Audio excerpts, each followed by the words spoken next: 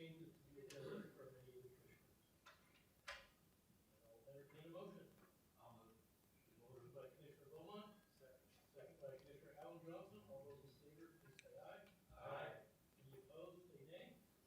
Motion is approved. Business from the floor. This is the time to address the commission with issues that are not on the agenda that are within the commission's subject matter jurisdiction. Our standards say a maximum of 3 minutes per speaker or group in accordance with the government code that is specified on the agenda. If there are any member of the audience who would wish to come forward and talk to the commission on items that are within our jurisdiction but aren't on our agenda tonight. I don't see any motion or anyone trying to decide to get up, so I'll go ahead and move on from business to the floor to the consent calendar. The only item on the consent calendar is approval of the minutes from our meeting of September 17, 2009. Since I was not in attendance, I'll be abstaining from the vote. Are there any amendments to the minutes? I see no amendments to that. Do I have a motion? So, Commissioner from motion Commissioner Alan Johnson, second from I'll second. Commissioner Fortnite. All those in favor, please say aye. Aye. Any opposed? Abstaining? Aye. Okay, so Point of order, we've got an issue with the mics. If we can hold for just a moment, maybe we can resolve that. all right. Apologize.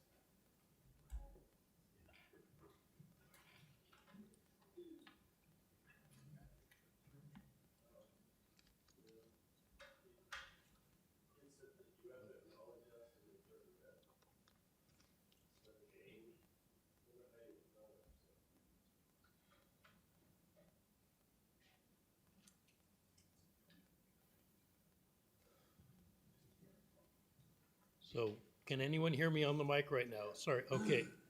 Now let's check the next person. Check, check. Okay.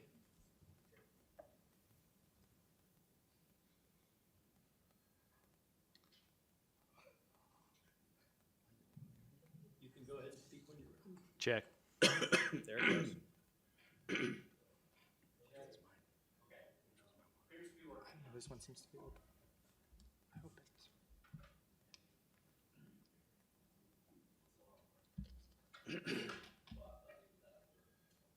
Ladies and gentlemen, this is probably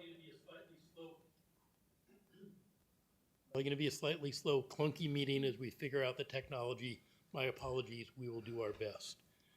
Our next item is item number 7, the public hearings. The first item A, the Leisurestown Road Arco Service Station Denial of Public Convenience or Necessity Appeal.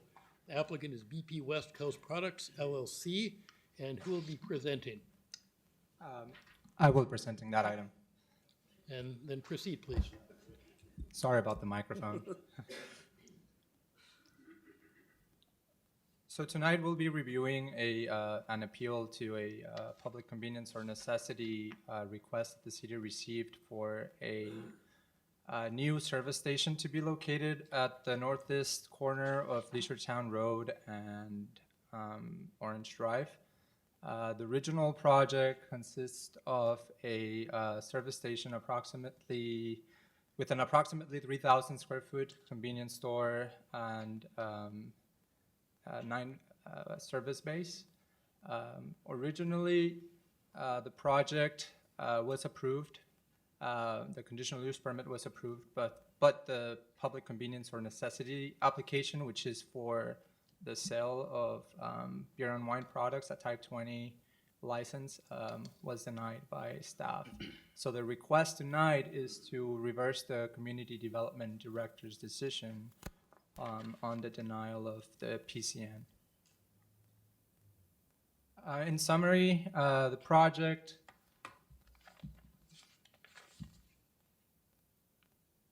was denied on August 12th, and the applicant submitted an appeal application within the timeline dictated by the Land Use and Development Code. The basis of the appeal is that the appellant states that the analysis of the criteria to be considered in determining a public convenience or necessity is not wholly supported by the evidence in the administrative record. The applicant submitted an appeal application with information. That's one of your attachments on the staff report with how the applicant feels that the criteria is being met. At this particular point, what we'll be discussing is the criteria that needs to be considered in order to grant public convenience or necessity.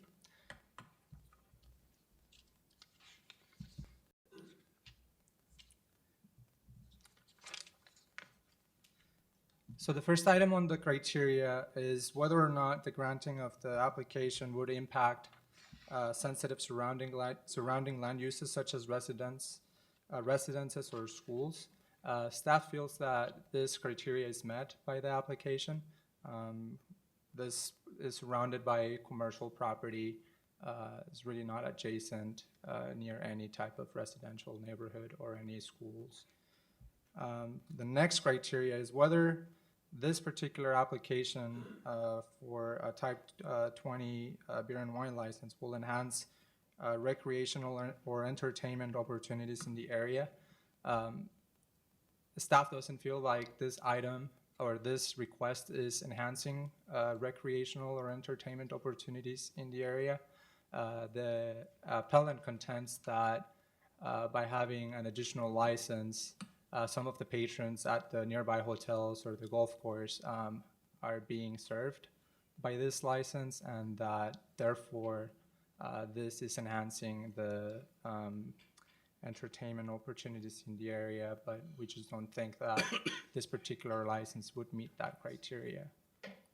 The next criteria is whether or not this particular license would enhance the economic viability of the area. Again, for this particular request, we're looking at a brand new license where there's 2 existing licenses located within 200 feet from the proposed project site.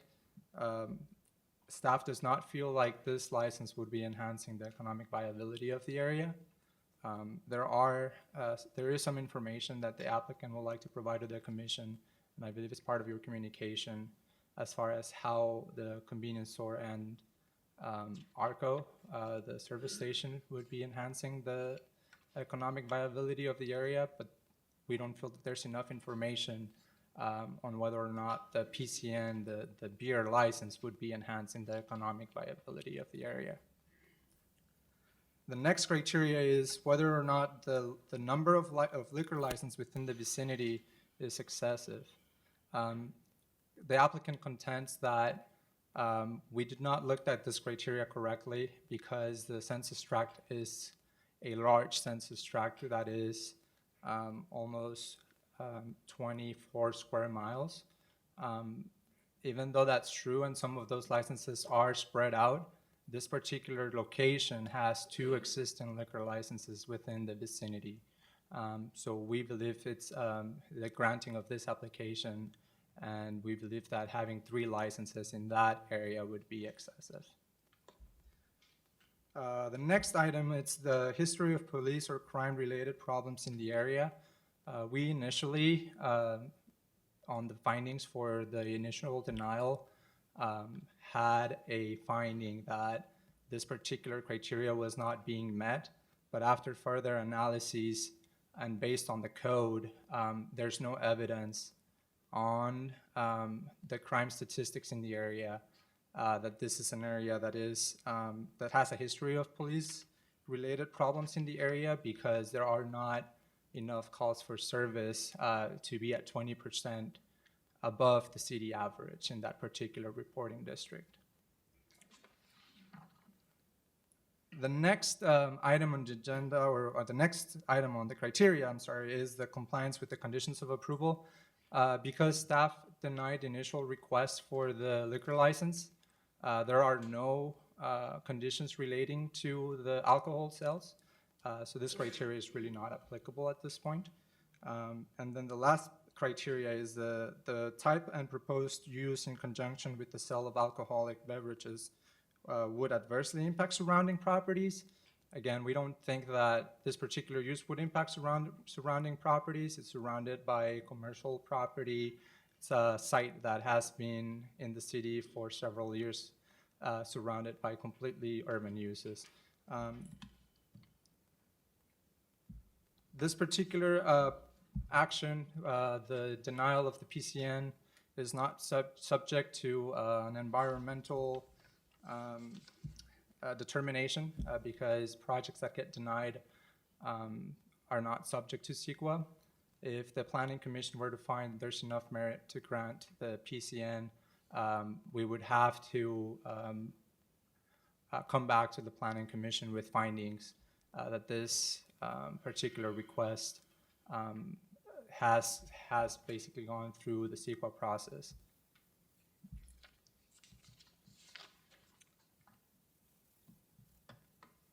In conclusion, staff recommends that the Planning Commission deny the PCN appeal because, as I just went through, we don't think that this particular request complies with the criteria to be considered in determining public convenience or necessity.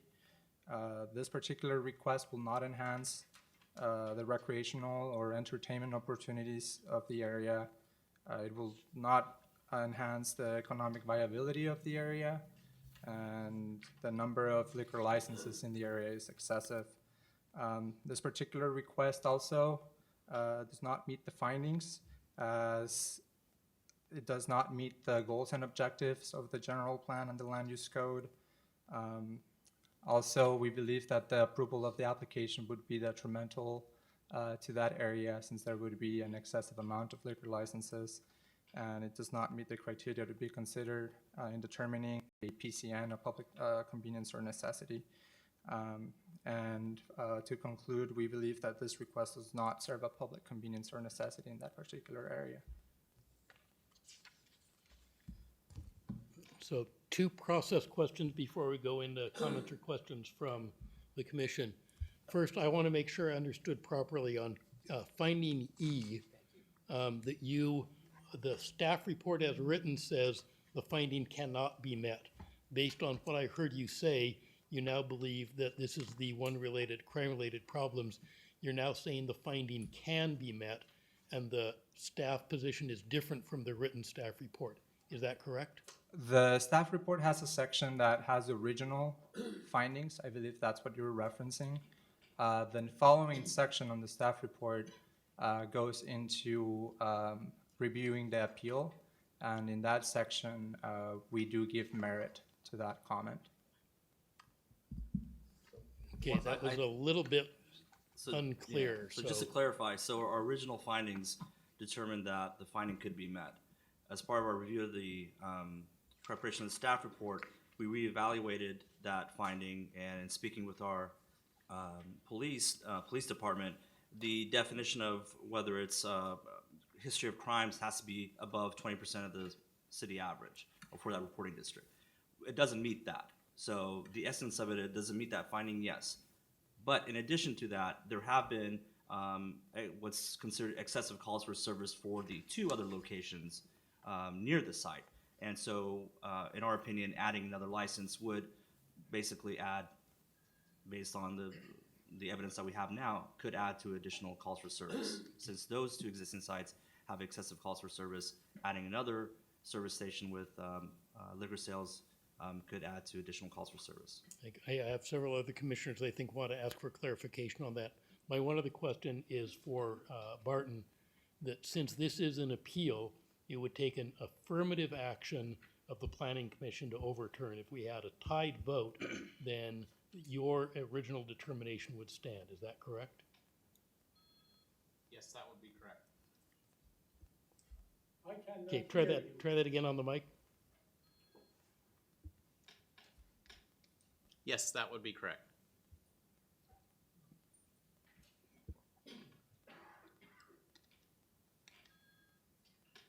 Sorry, this is taking a sec. So, I just approved, it looks like Commissioner Nicolai. This doesn't show up in the order that which you asked, so Commissioner Nicolai. You had said that on this criteria that it was possibly the excessive calls from the other 2 gas stations. There's 8 liquor licenses in that area. Brass Tap, the Hideaway Bar, which can be a little crazy at times. Could not those calls be from those other places, not the other two liquor stations? Or, not liquor stations, service stations. We checked by address, so we only checked on those specific locations since it's comparable to this type of use. But the 120% is from the two gas stations that you're Just saying? to clarify, the reporting district is not at 120% at this point in time. It's below that. And the information that we received is specific to both of the existing stations. What we did is we recollected the calls for services received in 1 year for both of those locations.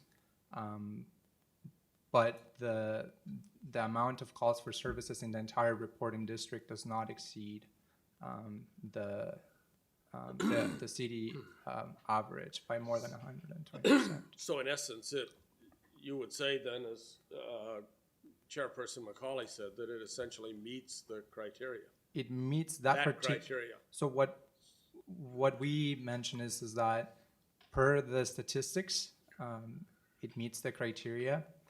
But given that the convenience markets with these types of requests have a high number of calls for services, it could be detrimental to that particular area if this particular location would have similar numbers of call for services. Seeing as there's all this craziness going on at those other two gas stations, has ABC or anyone looked into doing some type of censure then for their licenses? Seeing as enough is going on there that it's detrimental to this place? So that's our job. So that's why we have a Right. public convenience or necessity process. ABC just regulates licensing. And then there is some cities that have this type of public convenience or necessity process to. So have you guys done anything on the Well, other stations? So no, we haven't done anything because there haven't been, so typically for service stations in the past, some stations we've had actual conditions of approval that say if you get a number of calls Sure, for service, yeah. then you lose it, right? Yeah. That's been on very unique cases. It's not across the board. What we're sharing is calls for service. These don't necessarily mean arrests. These don't necessarily mean any sort of ABC violations. Ultimately, ABC is protecting or responsible for making sure their licenses are followed because we can't condition ABC licenses. We can condition operations, and like I said, in some cases we've conditioned how often they sell, what times they sell alcohol, or making sure there's locks on their things. That's been done in conjunction with ABC requirements. We typically don't have the power to condition ABC licenses. We're simply saying there have been calls to service, meaning enough times for officers or other personnel to have to come to these locations. Right, that there's some cause. Yeah, for there concern. hasn't been any sort of detailed evaluation of what each one of these calls for service consisted of, Gotcha. and what was done about it. That hasn't been done. Final then follow-up question then. So essentially there's 6 criteria. There are 7, but one you're saying doesn't apply. So there's 6 criteria and they meet 3 of the 6. Is there like a scoring where you have to get 4 out of 6, or you got to do 6 out of 6, or 1 out of 6? Well, you have to meet What all do the you- findings. You would have to meet all the findings. Well, So findings you for can't design. meet all 6. Well, but say for example, design review or conditional use permit, you have to meet the findings. So when we prepare our staff reports, we identify how each one of those findings is being met. To say, well, they meet 3, they don't meet these other 3, which one's more Right. important? Those have been identified as a measure, measuring sticks for what the city would be comfortable with when it comes to selling alcohol. So they do have to meet the findings. Right. Typically, the PCM process, it applies to service stations, but also applies to bars. It also applies to certain other retail establishments as well. So it's not one size fits all, but the essence of it is prove to us how this is enhancing economic vitality, enhancing entertainment opportunities. And some of those just don't apply because it's a service station. It's not a bar. It's not another sort of facility that has alcohol that would add to those. But if, let's say, the planning commission felt that it met, let's say, public convenience, because I know we've done that before on different hearings, then would that override? Well, the planning commission would have to look at all the findings Right. and make sure that all the findings in commission's opinion are met by what they've proposed and what they've included in their application. All right, gotcha. Thank you. I appreciate it. Okay, so Barton, you are listed as Wyndham on here, so All right. tracking you. Looks like the director had some input. Yes, and I just wanted to clarify on the findings. So the required finding that you must meet is the requirement that the public convenience or necessity is served by the approval of the application. You must find that criterion is met in order to approve the application. Now, there are criteria A through G which help you to determine whether the public convenience or necessity is met. So, for example, the one on if it helps with recreation, that could weigh towards saying that it is. If there's an excessive number, that would weigh towards not. If there's a history of crime-related problems, that would weigh towards not. So those A through G findings, you don't have to meet every one of those. Those are guidelines to help you to make the overall finding that the public convenience or necessity is served by the approval of the application. In other words, it doesn't, for like the recreation, it doesn't have to serve recreation in order for you to approve it. But if it did serve recreation, that would be a reason that you could approve it. So it doesn't have to be 7%. Right. I want to see if I can get everybody else's lights are on. That was just my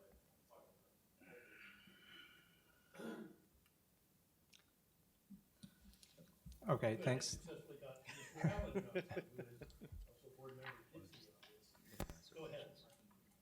Thank you. Quick question. As we came in and mentioned by the chair during communications, we were handed a pretty thick packet last minute. And I tried to read through it as fast as I could because it relates to this topic. And there is a lot of information on this specific topic, so I was trying to figure out what was going on here. At least in this letter, it looks like city staff and the applicant have had a long history of working together on this project, and it looked like through all the steps that it was going to be approved. It was a green light for the applicant. At some point, obviously, that changed, and I'm interested in knowing, what changed. Was there new information discovered? Did I miss something in my packet, or There's a lot of discussion that goes into looking at this types of requests. Discussion that happens between the primary point of contact, which is me in this particular case, and then discussion between the staff at City Hall. At some particular point, I was thinking, yeah, this probably could be approved. But as we further discussed this particular item, we felt like that particular finding of whether or not this particular project meets that criteria, we felt that possibly does not meet it. And again, yeah, there was a lot of discussion with this particular item. And like I've said, I think at some point I was thinking, yeah, it could probably meet the criteria. But as we further discussed this particular criteria, the final decision was that we would not be granting that PCN. Okay, and then the other thing that just stuck out, glaring to me, was during the denial of another similar application, our chair, different chair at the time, suggested this exact project pretty much. Right, so both projects were being processed at the same time. We did have that other project, but this particular project was not evaluated as part of that other decision. This was an individual decision made based on the criteria and based primarily on whether or not this serves an economic, it would enhance the economic viability of the area, whether or not there's successive licenses in the area. So we evaluated this particular project based on that criteria without looking at that other project that came through the planning department. Thank you.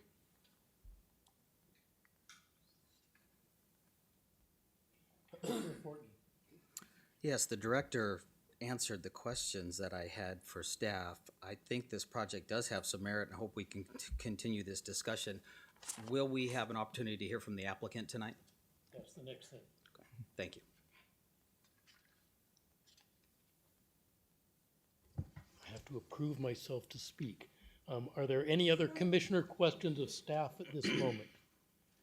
Seeing none, since this is formally a public hearing, I will open the public hearing. We traditionally give the applicant the first opportunity to come up and speak before the commission. So who is the applicant's representative tonight? Please come up, give us your name for the record, and you can go ahead and present. Hello, my name is Alicia Olson, and I am the architect representing BP, although there is Ken Wold is here from BP as well. But I am going to kind of briefly go over the points in my communication that I gave to you guys this evening.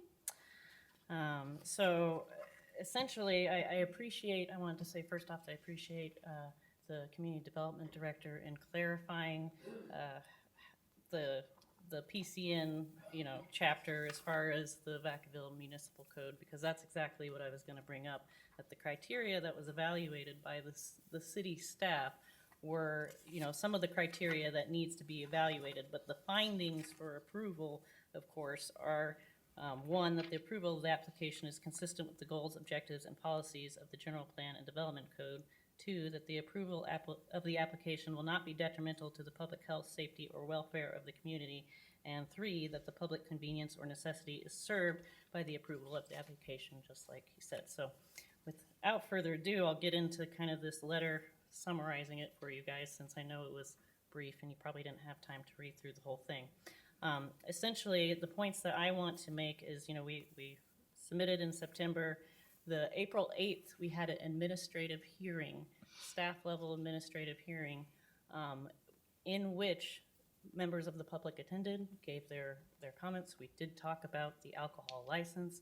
It was at the end of that hearing, which Mr. Wold and I and another representative from BP attended, that city staff recommended approval of the CUP and PCN at the conclusion of that meeting. So that was what we thought, at least an approval. As you can see further on, April 26th, I got kind of a similar thing saying the approval has been finalized. And then what changed was, I started to see a difference on June 17th where they said they're still leaning towards approval.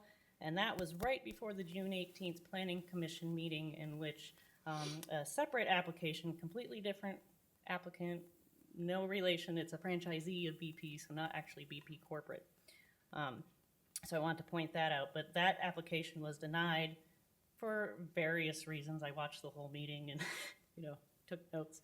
And I'm sure you guys remember, so I'm not gonna bore you with that. But, completely different project, different area of the city, et cetera. And then I did mention how Jan Aldrich, the chair, said that, this project would be great out, and I live by, east of Lasertown Road. So I was like, oh, that's our project. So, so then, further on July 3rd, we did give information about the economic viability of the project to the city staff on July 3rd, indicating that BP typically doesn't develop projects that don't have the ability to sell beer and wine. So if there's no PCN license, there likely will be no project, period. So we didn't separate out the percentage of alcohol sales. So that was kind of another thing that was in the response to our appeal, that the city's staff said they didn't receive any information. They did. So that's what we gave them, and that's what we told them, but that didn't make it into the report. So kind of went over that. Item B, I did make an error in item B and said that there was a golf course and didn't realize that it had been closed. So, but the hotels, still stand, and I know there's a hotel or there's a hospital nearby. So, people have a long day at the hospital and they need to unwind and grab a wine or a beer in their hotel. Let's see, item C, that's where I kind of went over how, we did provide the tax base information that is estimated by BP. And that they don't typically open sites without the ability to sell beer and Item D, I kind of went over again to the point that we made about the findings for the criteria for approval of a PCN. I went over, just kind of exactly what I talked about already, and how the purpose is to establish a reasonable criteria for consideration of the liquor licenses, which is what those A through G is, and then to, of course, have the public be able to comment on that. So, in relation to the specific overconcentration, as said by the city, per the census tract authorizations, because they do that based on the census tract population, which is also 2010, so we're coming up on a new one. But that being said, I kind of went over, there's obviously 2 within 250 feet or less of this property. There's another 2 more that are 1.3 to 1.7 miles away, right? And there's another 3 more that are 3 miles away or more, and then 1 in Elmira, which is 5 miles away. So that's kind of just so you guys know, because it wasn't included in the report, the distance of all the other off-sale, and that's distinction from on-sale liquor licenses, because those are like the restaurants and bars and things. So these are off-sale liquor licenses.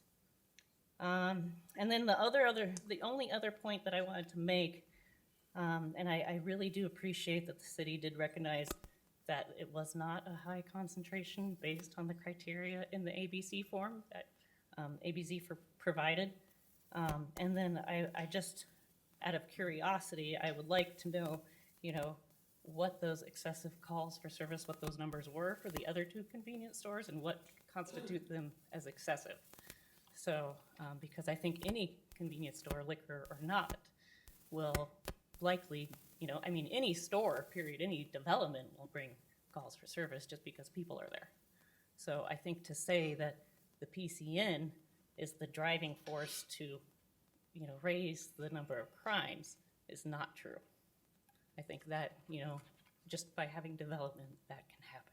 And that was already approved. So I think, that's a moot point. So I think that's all I had for you guys today. I don't know if you have any questions for myself or Mr. Bolt. Commissioner Nicolai. Yeah, I've got a couple of questions for you. Sure. You had talked in here about a typical station, or you're estimating that this station would pull in about 300K a month in gas and 125K a month Right. in convenience store. What part of that is beer and wine? That 125, 75,000, 80,000, See, and I'm- 124,000? I can't speak to that. I don't know if Mr. Wold can speak to that, but, Good. Can he speak to it? sure. Ken Wold, I work for BP. It's about 15% of our sales. Of the 125? Yes, So it would, about 20 grand a month? it impacts our store tremendously. All right. Well, yeah. It does. No, it really does, because that's where our margin comes from. As a follow-up then, have you guys, and I'm sure you have, but you may not have that information, how many customers would choose your station based on the fact that they were able to go in there, get their gas and get their beer or wine or whatever, or choose to drive across the street to the station that did sell beer and wine? So how much of that 300K in gas would you guys lose because someone chooses to go across the street to the Quick Mart and get their gas and beer? Because you're not only losing beer money, you're losing gas money. And we're losing corn dogs and everything else. Oh, that's If people come in and get gas and they just say, they don't have beer and wine here, so I'm gonna drive right across the street, we lose a lot. So, I mean, we generally don't open, this is a corporate site. So it's important to note, because this isn't your typical franchise site. And it's operated a lot differently, let me put it that way. Well, the reason, I drove to Chico yesterday. I had some business up in Chico. Actually, I went to a golf tournament. I don't do business anymore. But, yeah, good clarification. But I had to get gas. And while I was in there, I was gonna get a little wine cooler thing for my wife. You know, it was 18 holes. They don't sell those things typically. And I would have chosen, if I would have known that the station, because I like certain stations, I don't like to go to this brand or this brand, I like to go to this brand. But if I knew that that station did not sell beer or wine, I would have went across the street and bought my gas and bought my beer and wine simply to get the wine cooler for my wife. And I'm sure there's a lot of other analogies. I'm sure there were people going up to Chico or Butte County to go up to their cabins. They were, getting some beer, for the day. It was a holiday or the weekend or whatever it happened to be.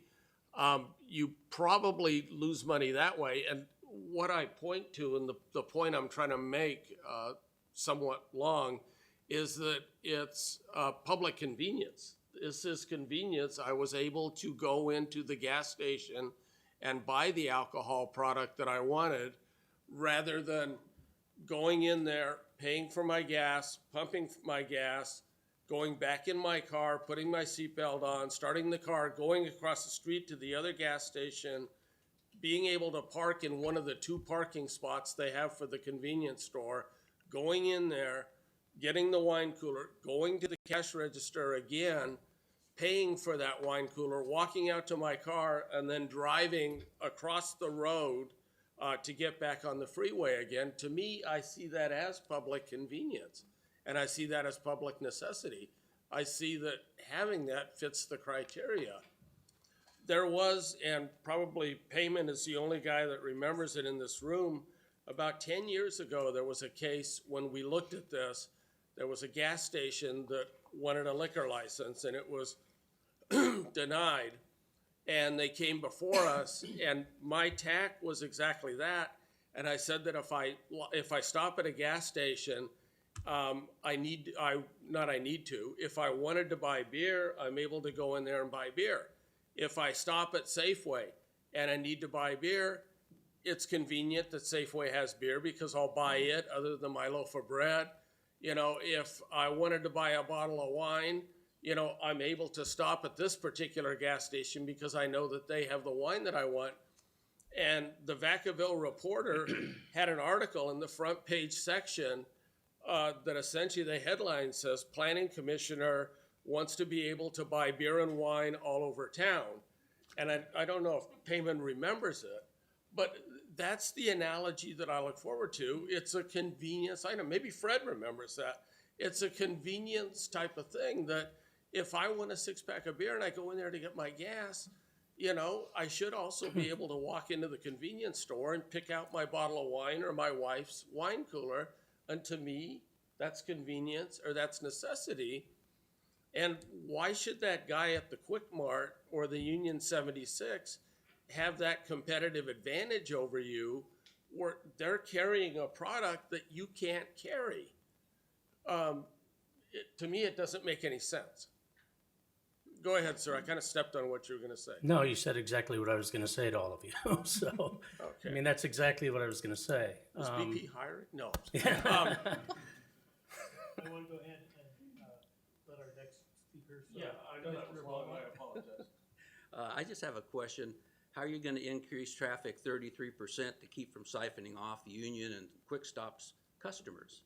I don't see how that's going to happen. I call it competition.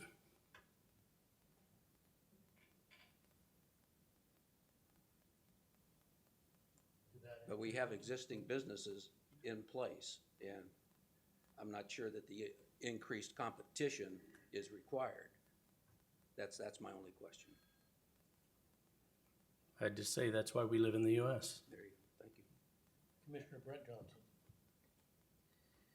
Yeah, just to follow up on a couple points that a few of my other fellow commissioners have made. I think to kind of sum up what Commissioner Nikolai was saying, and correct me if I'm wrong, I think what it comes down to is public brand awareness, and the public in general understands that AM/PM carries certain items, and they come to expect that those items are going to be available to them when they go visit in AM/PM.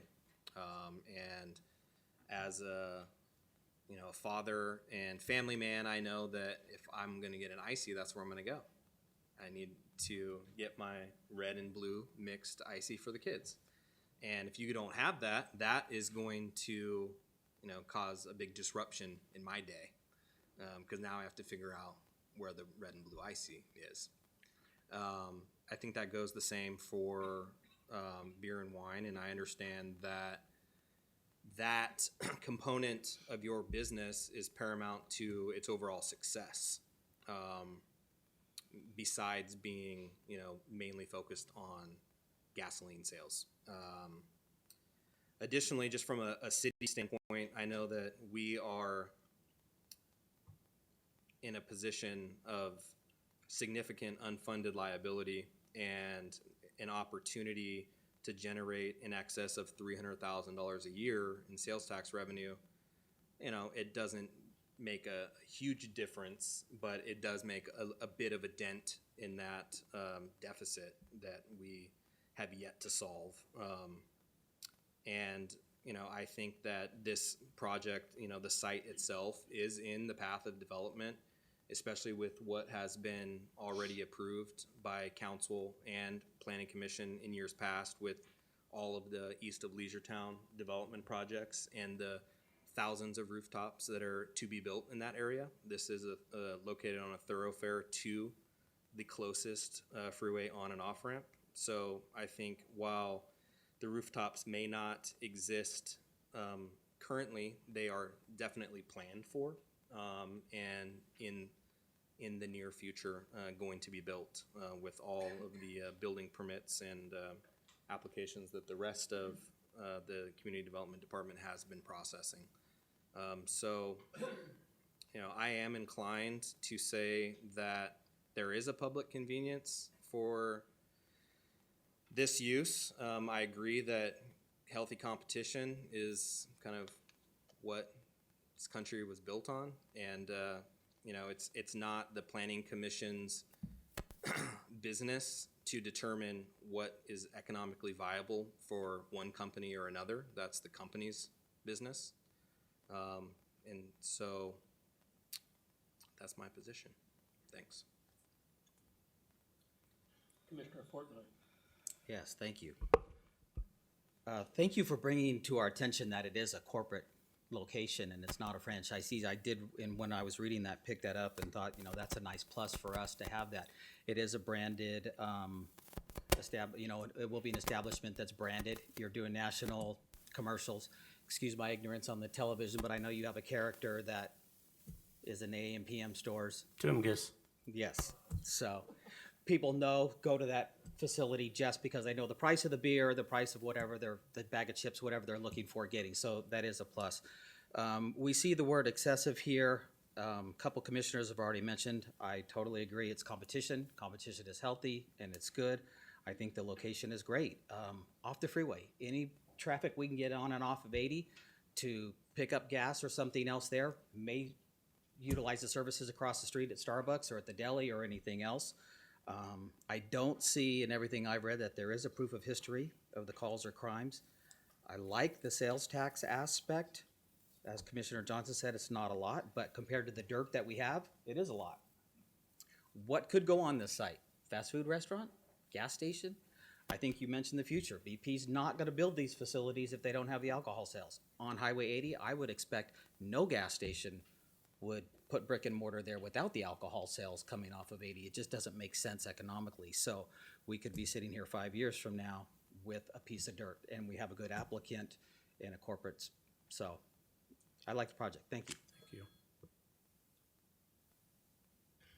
So we're still in the applicant's initial presentation. We still have more public input to allow. Do you have any other comments from the applicant before we go on to other members of the public? Then thank you for your presentation. For other members of the public who may wish to speak, we generally ask people to limit their comments to approximately 3 minutes. So at this point, I'm going to ask if there's any other members of the public who wish to come up and address the Planning Commission. If so, simply line up unless the applicant has any closing comments, and then I do want to make sure other members of the public get the chance to get up. Sure. And speak. The only closing comment is I've been out in California now for 3 years, and I've spent a lot of time in Vacaville. I've identified 4 other sites, and this, it is what it is, but if this doesn't work, then we most likely won't spend any more time in Vacaville, and that's not a threat, it's just reality.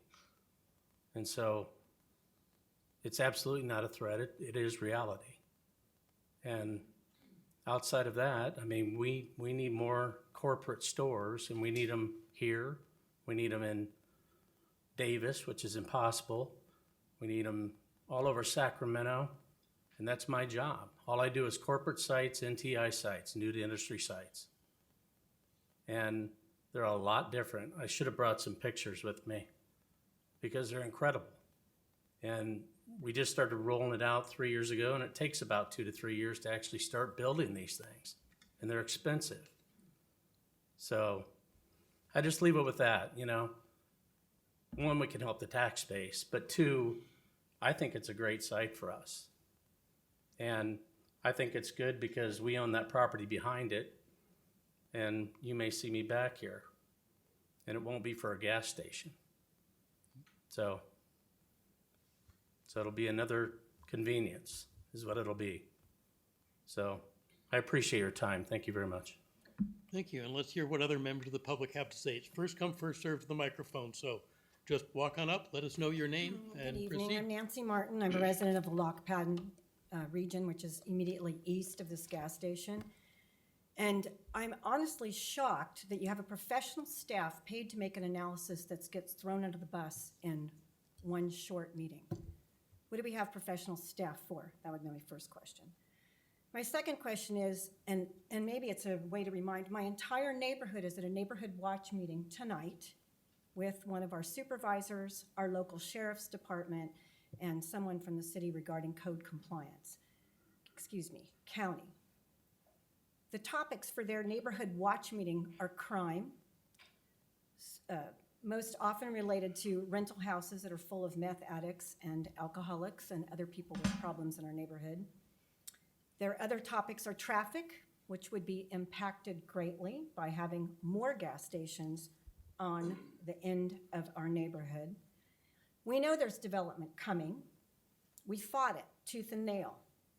We're called rural residential. We consider ourselves ag residential. We all have small farms. We have 4-H projects. We have horse lovers. We have trailers going in and out of these neighborhoods, and they're competing with people who are now getting off the freeway and speeding through our neighborhoods. So we'll be talking to the Traffic Commission later to see if we could get speed bumps put up to protect us from the kind of traffic that's solicited by these gas stations. We would welcome a restaurant because people would come in, sit down, have a dinner, and leave. We live on Maple Road. We try to get out onto Leisuretowne Road. We often can't make a left turn. Sometimes it's dangerous for Maple Road to make a right turn because traffic gets into the passing or the lane to turn into Maplewood and Maple Road and ends up passing people on the right to get back into the lane. It's a challenge right now.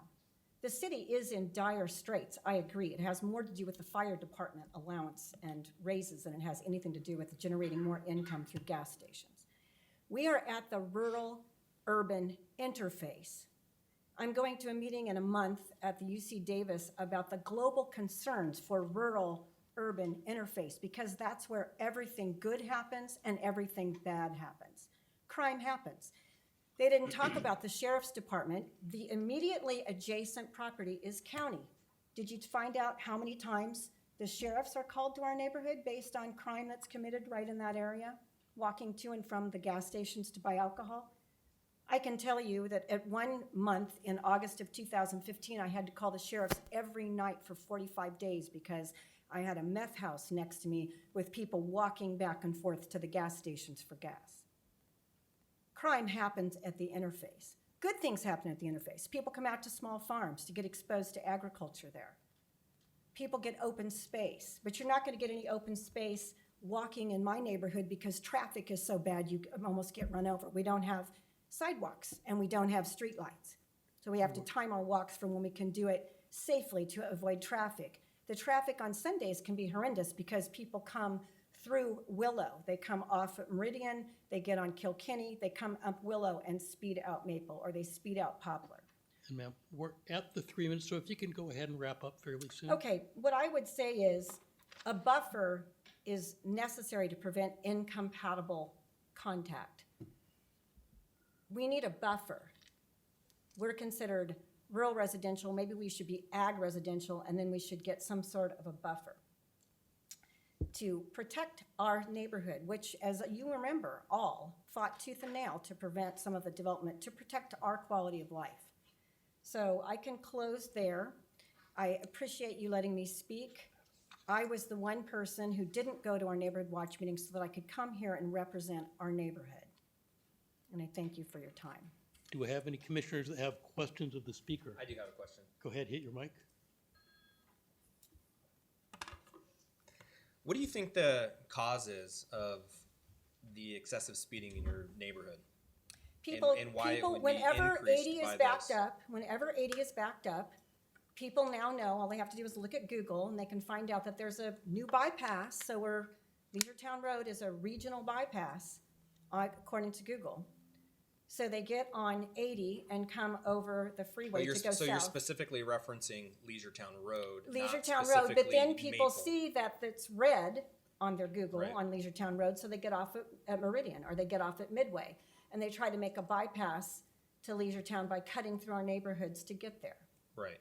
So I think all of Vacaville experiences that, Many times, absolutely. regardless of whether it's Lock But Cabin, the, downtown. but the immediate Alamo Drive. rural urban interface is where it happens and is most dangerous, because all of Vacaville has street lights and stop signs. Sure. We don't have stop signs on 2 of the thoroughfares going through there. Okay. So we need traffic. So if we're going to go ahead and approve these kinds of projects and increase the traffic before we do any redesigning of that roadway, then we need traffic support in our neighborhoods in the way of bollards maybe for some of the streets, or even speed bumps. Because right now we're suffering the impact without any of the benefits. Yeah, I think one of the challenges from a planning perspective, and Director Brierly can, correct me if I'm wrong, it is hard to plan for kind of black swan events that are out of our control, namely being accidents on 80 and traffic patterns based on, what Waze is telling us to do, being the quickest way to get Excuse me, around it. you don't need to have an accident, though. You can just have heavy Friday afternoon traffic and heavy Sunday return traffic. It doesn't have to be an accident. Sure, no.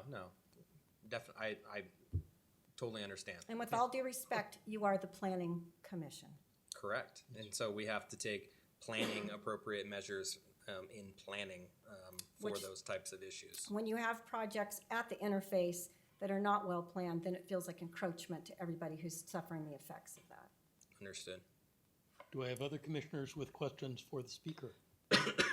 Thank you for your time. You're welcome. Appreciate And I your would time. encourage you to contact the sheriff's department, because you're talking about less than 100 feet to county I'll ask property. you guys to go ahead and talk offline once we're done with this hearing. Do I have other members of the public who would wish to come up and speak? Go ahead. My name is Alex Benanzade. I'm the owner of Leisure Town 76 and McDonald. I just want to talk about the public safety. Okay? They gave you some statistics of the selling the beer and gas. Okay, that statistics is right. You think how many cases a month they are going to sell? 10% of that sale is going to be to drunk people. It makes a life in jeopardy. Last night there was a 2 crime on Leisure Town Road and Orange Drive. Ask the police department, breaking on the car. The wise man never break on the car. Drunk man or some people which they are on drug. They are breaking. 2 cars broke last night. these are small statistics. I'm the one that's selling the beer. I'm the one at this moment giving the city of Vacaville $30,000 to $40,000 check, not selling that much beer in Arco, BP. That money going into London is not going into United States of America, that profit. They are selling beer with 50 cents per 12 pack to sell the gasoline. Nobody can compete with those people. I don't care about competition. I'm talking about the public safety. Safety is the most important in this meeting. Okay, 2 months ago, there was a drunk man who was sleeping on the driver of the Jack in the Box.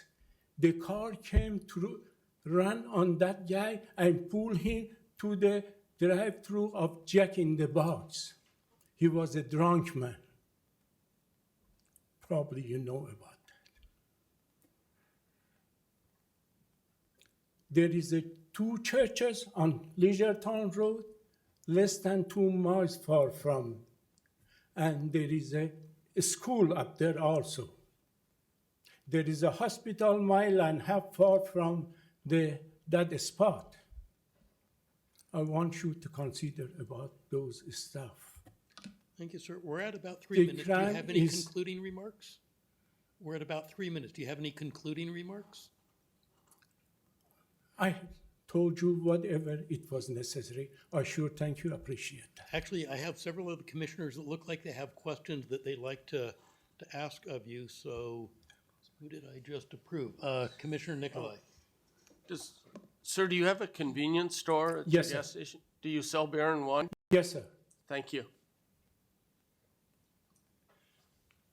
I think there's another question. Yeah, just one more. As a follow-up, I do think it's an unfair assumption. Have you met the applicant? Yes, sir. So you're familiar with him in what capacity? Just you've met a couple times, or I met him second time. The Okay. first time was in the planning okay, hearing, and we were talking about the traffic flow up there. okay. They didn't pay attention. So based on that meeting, would you say you developed enough of an understanding of the applicant's business to assume that for one reason or another, that their business would 10% of their alcohol sales would be to intoxicated people? I think that's an unfair assumption because he could in turn make that same assumption of you. It is more than 10%. I think that I think you're maybe unfairly characterizing the potential of any business, including your own, to have a negative impact on the community. So I'm going to leave it at that. If you want to work for safety, you can take away my license also. Thank you for your comments. Thank you.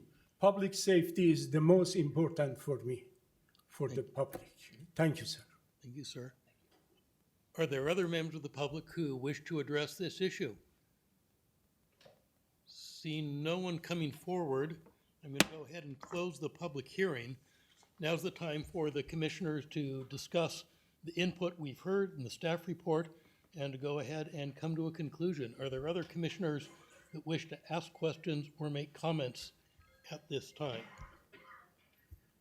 Commissioner Johnson. Just another point of clarification for Director Brierly.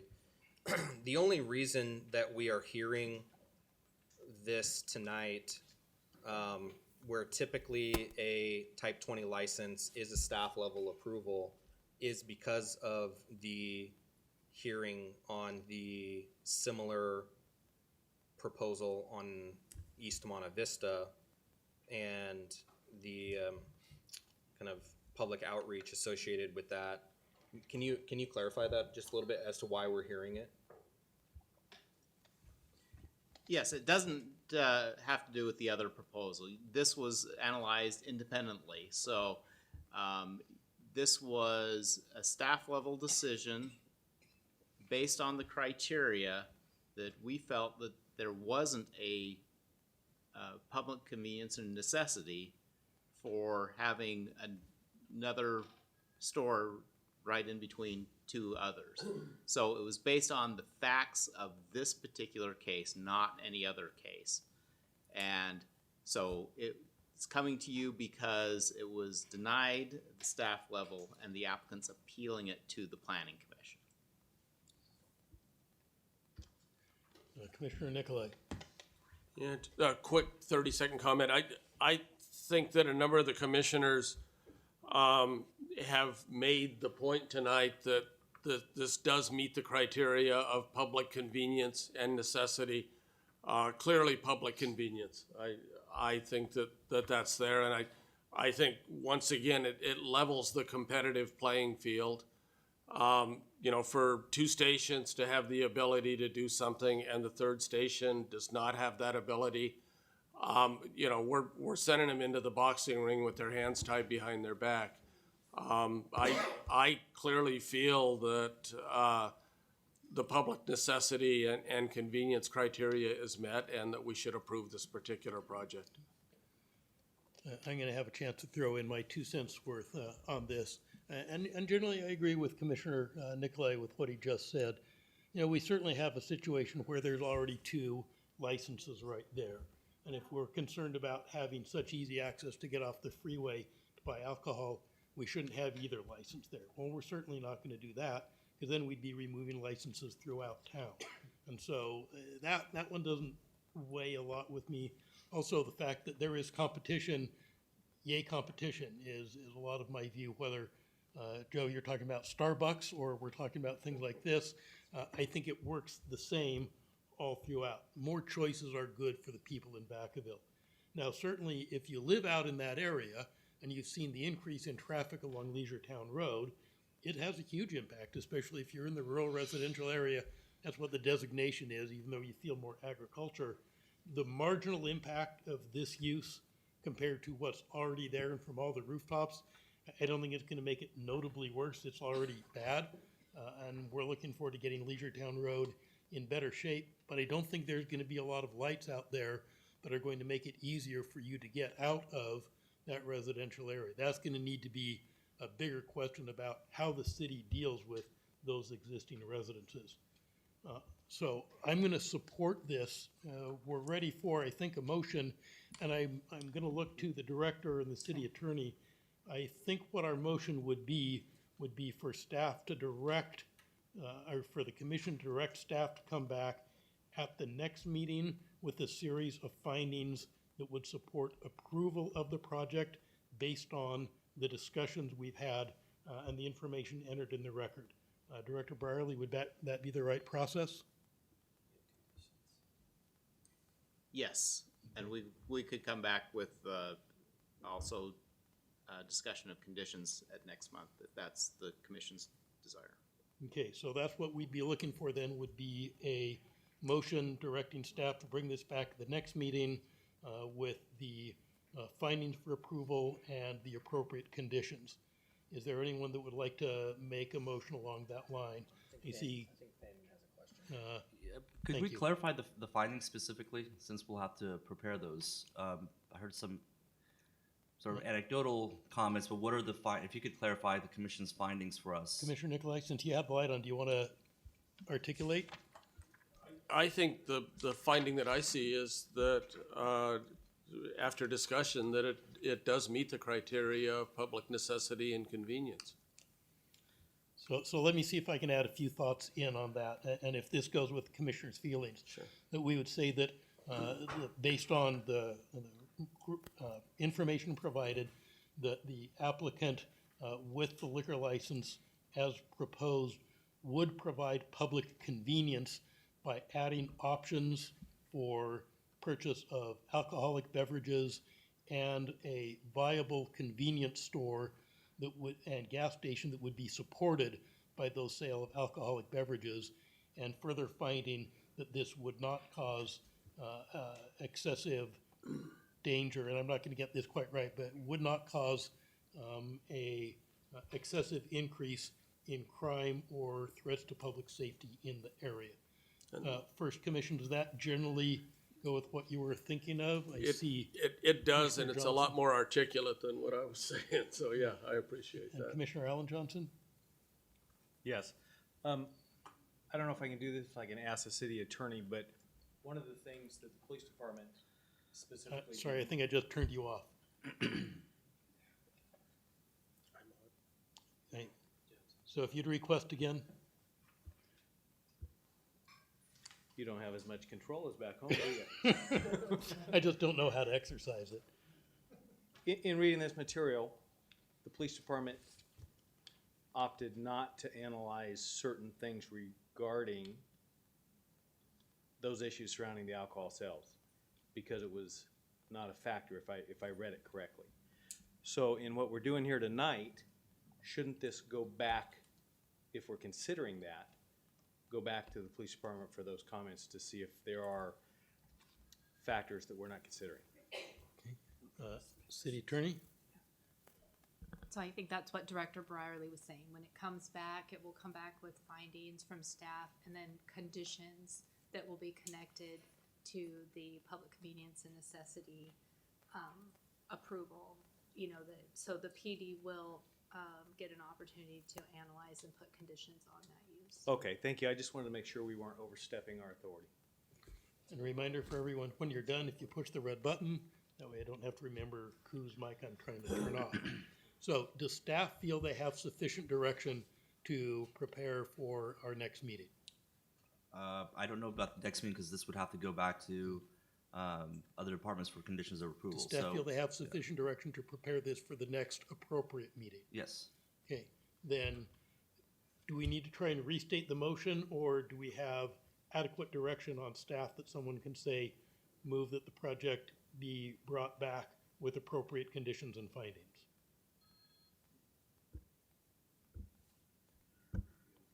Try it again.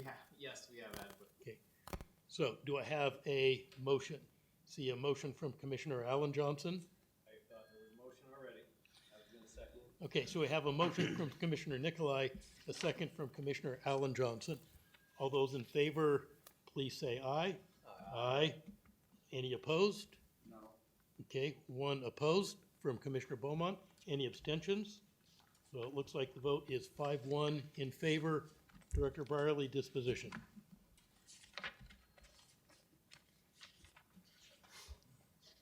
So the planning commission's action this hearing will be continued, and we will tentatively continue it to the next meeting which will be November 12th? No, wait. November 19th. And we'll tentatively schedule it for that meeting, and if it needs to be continued beyond there, we'll announce that at that meeting.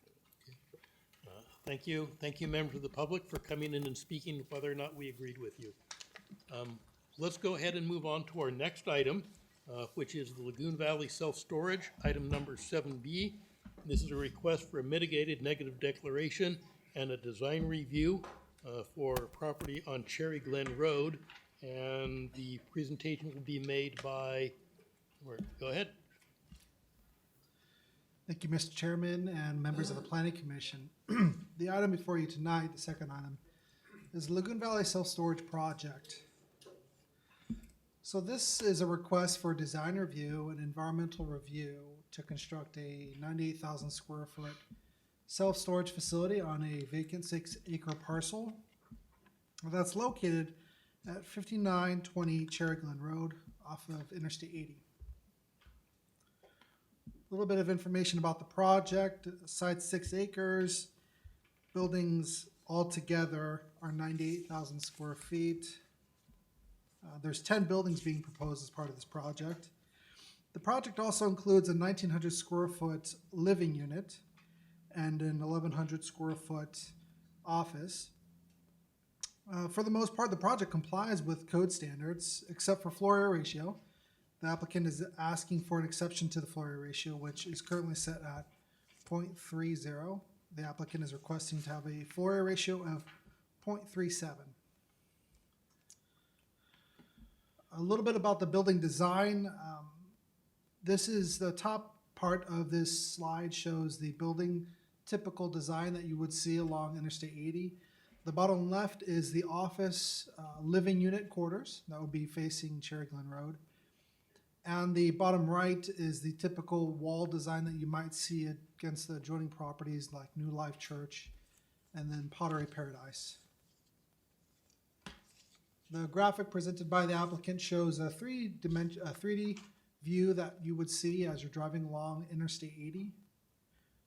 Includes an assortment of different architectural treatments and 2 different types of stone, as in addition to faux windows and overhangs, as well as evergreen climbing vines and trellises.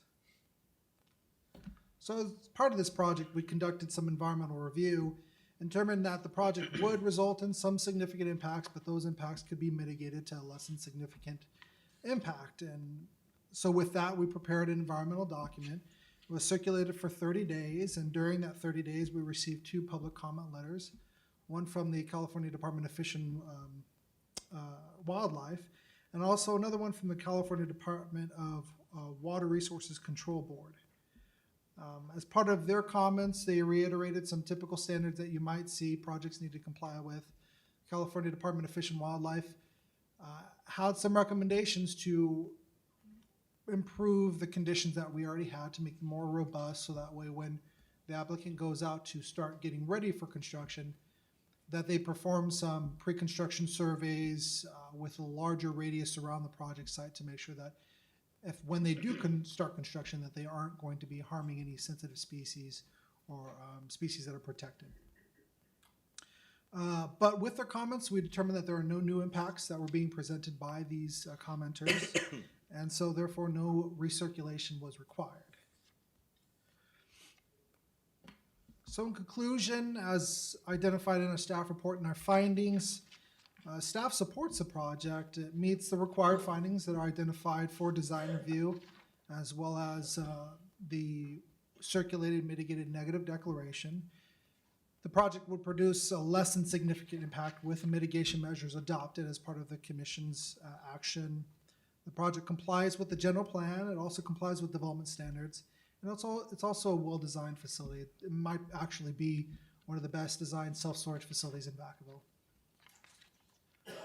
So with that, staff has a recommendation for the commission that they adopt the mitigated negative declaration and also approve the design review request for the Lagoon Valley Self-Storage project, subject to conditions of approval.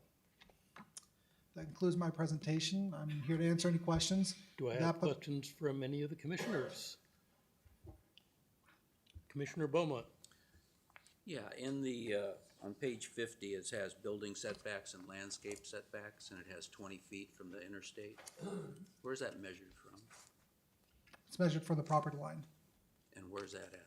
Is that at the edge where the fence is at Interstate 80, or is there an easement there past that on the other side? It's typically where the fence is, the pasture fence that's located against Interstate 80 is where the property line is. Okay, thank you. Do I have other, let's see, I have Commissioner Nikolai. Yeah, just a comment. I saw in here, and I was initially disturbed when I read it, that there were 34 trees and only 25 of them would be saved by the project, and that only 25 would fit, but that the additional 9 trees will go to a habitat in Solano County, and that they will be replanted, the same type tree and everything else. And I was glad to see that. I just wanted to commend you for making sure that happens. So as part of the mitigation measures, it's not just going to be 9 trees that there will be replanting. It's based off of a ratio that's identified in the general plan, where if the tree is of a certain size, Right, I saw that. they have to replace them by a certain amount. And so there's a significant amount of trees that the applicant will be required to replace. Some of them they might be able to fit on site, but the majority of them they'll be looking off site to try and find another location to make that work. Yeah, because they've got some beautiful trees out there on that particular site, so I appreciate that. got a couple of things. First, looking at the Exhibit A, which is the findings for the negative declaration, specifically on pages 42 and 43 for the findings on greenhouse gas emissions. It appears that there's two almost identical conditions, both relate to disclosed under Section 8 GHG emissions and implementing measures GHG 1 through 5. They're almost, but it doesn't appear that they're quite identical. Is there a difference? Is that you should only have one of those? Which should be appropriate? If I could get the page number again for that one. Bottom of page 42, top of page 43. Greenhouse gas emissions is listed twice. That is a text error. Okay, which one is appropriate? The first or the second?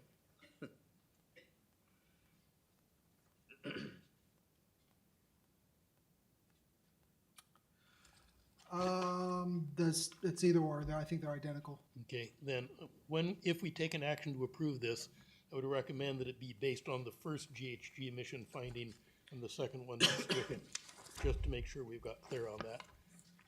Question on traffic.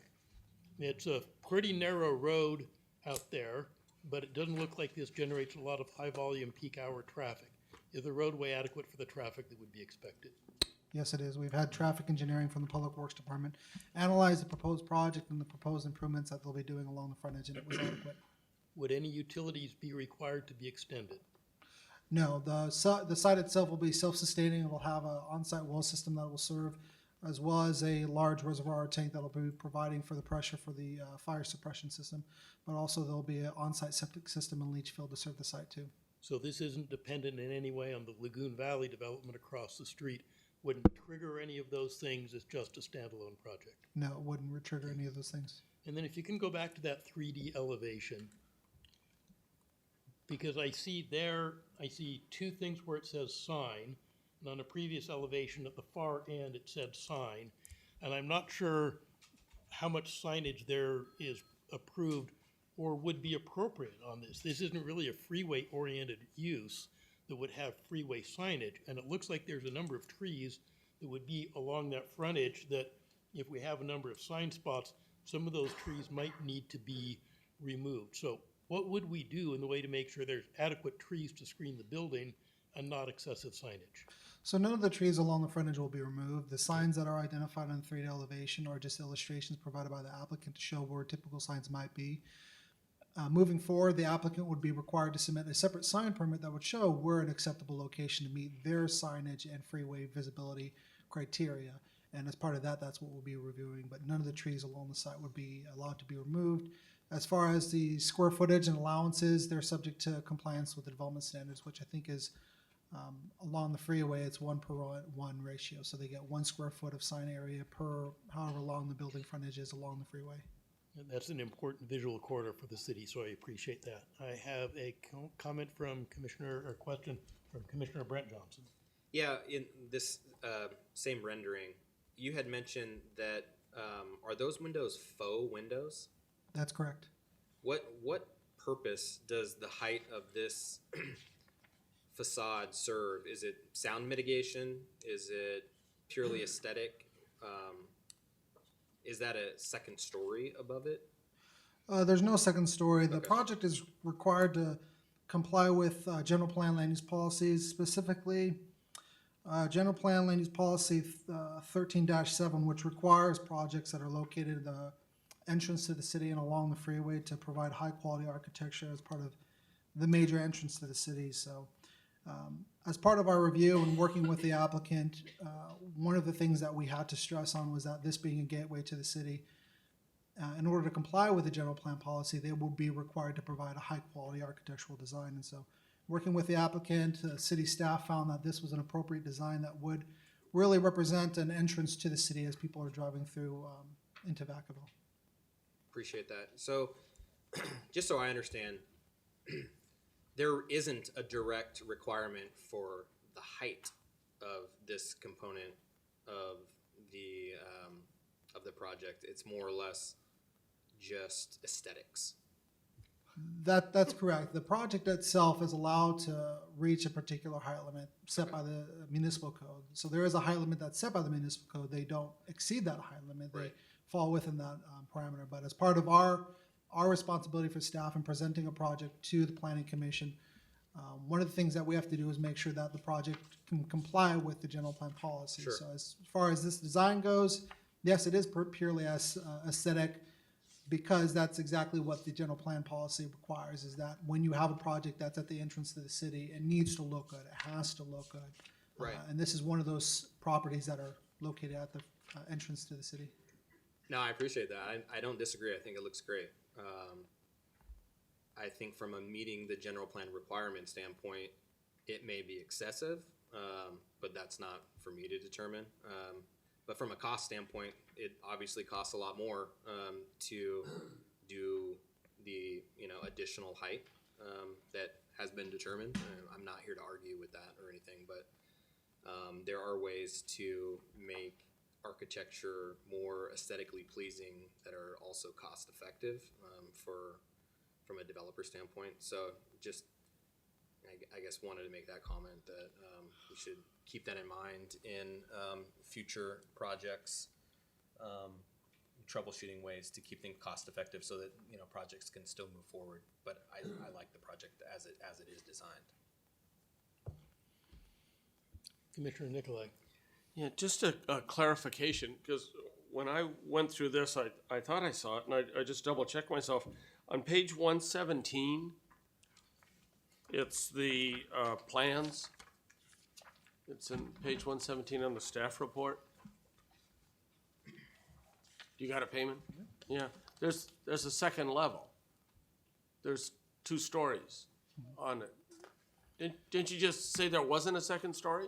No, there are 2 stories on 3 buildings. So there's a second story that's on this building. There's not a second. So there's 3 buildings that have 2 stories. The first of them is being the one that contains the office, and the second living unit. That one's visible along Cherry Glen Road. The other 2 buildings are the ones that are facing along the freeway. In order to be able to make the project work, the applicant changed from a single-story type of design for the project to a 2-story design, so they can make up the amount of square footage that they need for the buildings and also save the trees. And so this being the prime location that they were looking at having the 2 stories, staff had to work with the applicant on trying to fill in that space with good architecture and good aesthetic elements. So the rendition that you're showing on the screen, then that's accurate then, right? That's correct. That is facing the freeway. That's right. Okay, thank you. I appreciate it. Commissioner Portnoy. Yeah, Albert, maybe I missed it again in here. Can you confirm we have 1 residence on site? That's correct. And are we looking at 2 to 5 jobs? I don't know. I can let the Employees? applicant speak to that. The applicant is also here to answer any questions too. Okay. Yeah, okay, thank you. That's probably a good segue into, if there's no more public, or if no more commissioner questions, we'll open the public hearing. Again, ask the applicant if they would like to make the first presentation before the rest of the public comment. So applicant? Good evening, Commissioners. My name is Tim Alatorre. I'm the project architect and applicant. And I wanted to start by thanking Albert and Payman and even Barton. The city staff has been very diligent in assisting us to understand and comply with the requirements that Vacaville has. And a few years ago, our team worked with Albert on another self-storage facility over on East Monte Vista. And at that time, people were saying that was the best looking self-storage facility in the city. And so our team took that as a challenge, and Albert as well, I think, to try to up our game. And I've mentioned this to Albert a couple times, but working with staff, as a developer team, we have different objectives, obviously, than the city. And so working together really does result in a better project. And one of those things, a comment came up about the trees.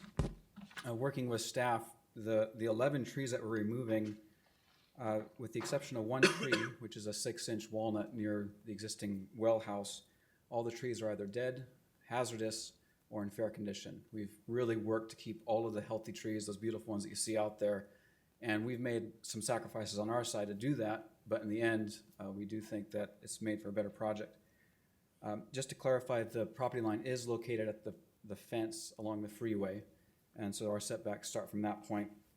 And I think the confusion maybe on these exhibits, the corner building, that is the one-story building, and that is one where we did artificially raise the parapet heights to provide a transition up to the buildings on the right side there along the freeway. Those are the two-story ones.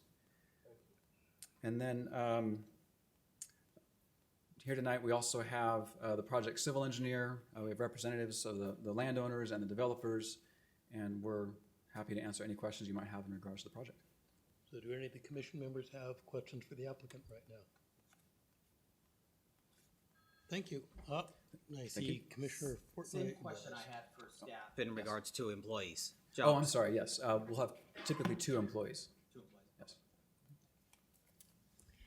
Any other commission questions? How about any other member of the public who wish to come up and speak? Again, please come up, identify yourself for the record. I'd like you to try and keep your comments to about 3 minutes, and we'll let you know when you reach that point. Hello, I'm Wendy Brecken, resident of Vacaville. I just had a question. I don't really have a comment. It's just concerning to me about the oak trees. I live very near oak trees and nests of birds and red-tailed hawks and probably Swanson hawks. And I guess, what I'm concerned about is the mitigation measures talked about here are saying things like, oh, if you find nests of Swanson hawks, which I guess are protected species, then do A, B, and C. But has nobody looked for protected species or even the red-tailed hawk to see if there's nests in any of those oak trees? Yes.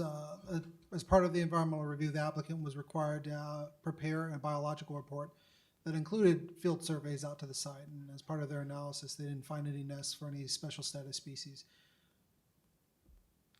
Okay. So for any protected species, but you're not looking for nests of species that aren't protected, like red-tailed hawks, right? So for standard migratory birds, the applicant is also required to perform pre-construction surveys during that nesting season of what you would find for regular special status species, but also migratory birds. They're not allowed to move any nest that's occupied. So something that would have to happen by the applicant is if they're going to be commencing construction within the nesting period, that they would have to send somebody out to the site, a biologist, to take a look at those trees to make sure that there aren't any nests in those trees. Okay, thank you. Thank you. Are there any other members of the public who would wish to come up and speak to the commission on this item? Seeing none, we'll go ahead and close the public hearing and ask for commission comments and then direction. Commissioner Brent Johnson. So just for clarification, as part of the conditions of approval, a pre-construction nesting survey is required, and isn't it typically up to 30 days prior to the commencement of construction activity? So they're gonna have to check again, basically. Yeah, it's part of the mitigation measures, and it's about 2 weeks, 14 days. Okay, 14 days. Any other questions or comments? Commissioner Fortney? Yeah, more of a comment. I know we're on the gateway here to Vacaville and was hoping that we'd see more projects over that would create more employment and more sales tax for the city, but I guess the applicant's done a really good job looking here, and I guess if you could call self-storage facility sexy, this would be the definition of sexy, so they did a good job, and good job, Albert. Thank you. I don't think you can, but you can say it's a fairly attractive self-storage, and I certainly look at the architectural work and what I see here, and I like the project and would tend to vote in favor of it. Does anyone wish to make a motion? Before staff makes a final comment, then we'll try and go for our motion. I just would like to stress to the commission that this is one of those really good examples of where the city and the applicant was able to work really together. And the applicant did, as they mentioned, they did give some concessions in order to be able to make this work. And we commend them for really trying to make an effort and make a good looking project in Vacaville. Okay, then I see Commissioner Beaumont. Yeah, I'd like to move to adopt a mitigated negative declaration and approve the design review for the Lagoon Valley Self-Storage Project, subject to the conditions of approval, amended to include the first GHG statement. We have a motion. Do we have a second? I'll second. Commissioner Alan Johnson has seconded. All those in favor, please say aye. Aye. Any opposed, please say nay. Any abstentions? Madam Clerk, it passes unanimously. Commissioners, we've been here for an hour and a half, have several other items. Do you wish a 10-minute break, or do you wish to keep going? That's too open-ended. Anybody want a break?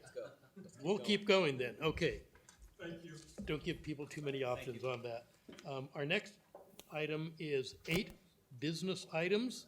These aren't public hearings, though public input is allowed. Item 8A is the Land Use and Development Code update.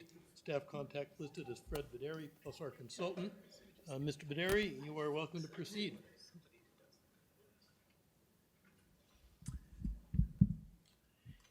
Thank you very much. This item is a continuing our series of workshops on the Land Use and Development Code Update project.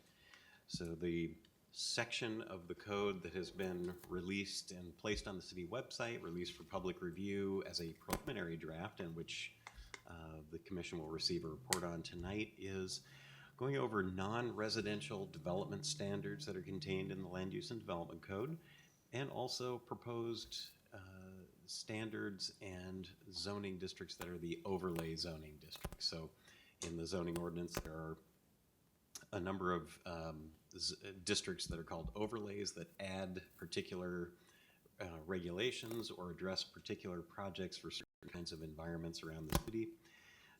With regard to the non-residential development standards, that would be agriculture, agricultural hillside, commercial, business park and industrial park, and the public and semi-public zoning districts like community facilities where City Hall is located. So tonight, Martha Miller, our consultant from Lisa Wise Consulting, is here. She'll conduct the workshop, provide you with information on this next section. Thank you, Chair and Commissioners. It's good to be back and moving on to the next kind of section of the code that we're drafting. So tonight I'll give a recap of an overview of the project, why the city's undertaken this effort, where we are in the process, and then give a summary of the set of draft regulations that we have for discussion tonight, which are those non-residential development, district development standards in the overlay districts.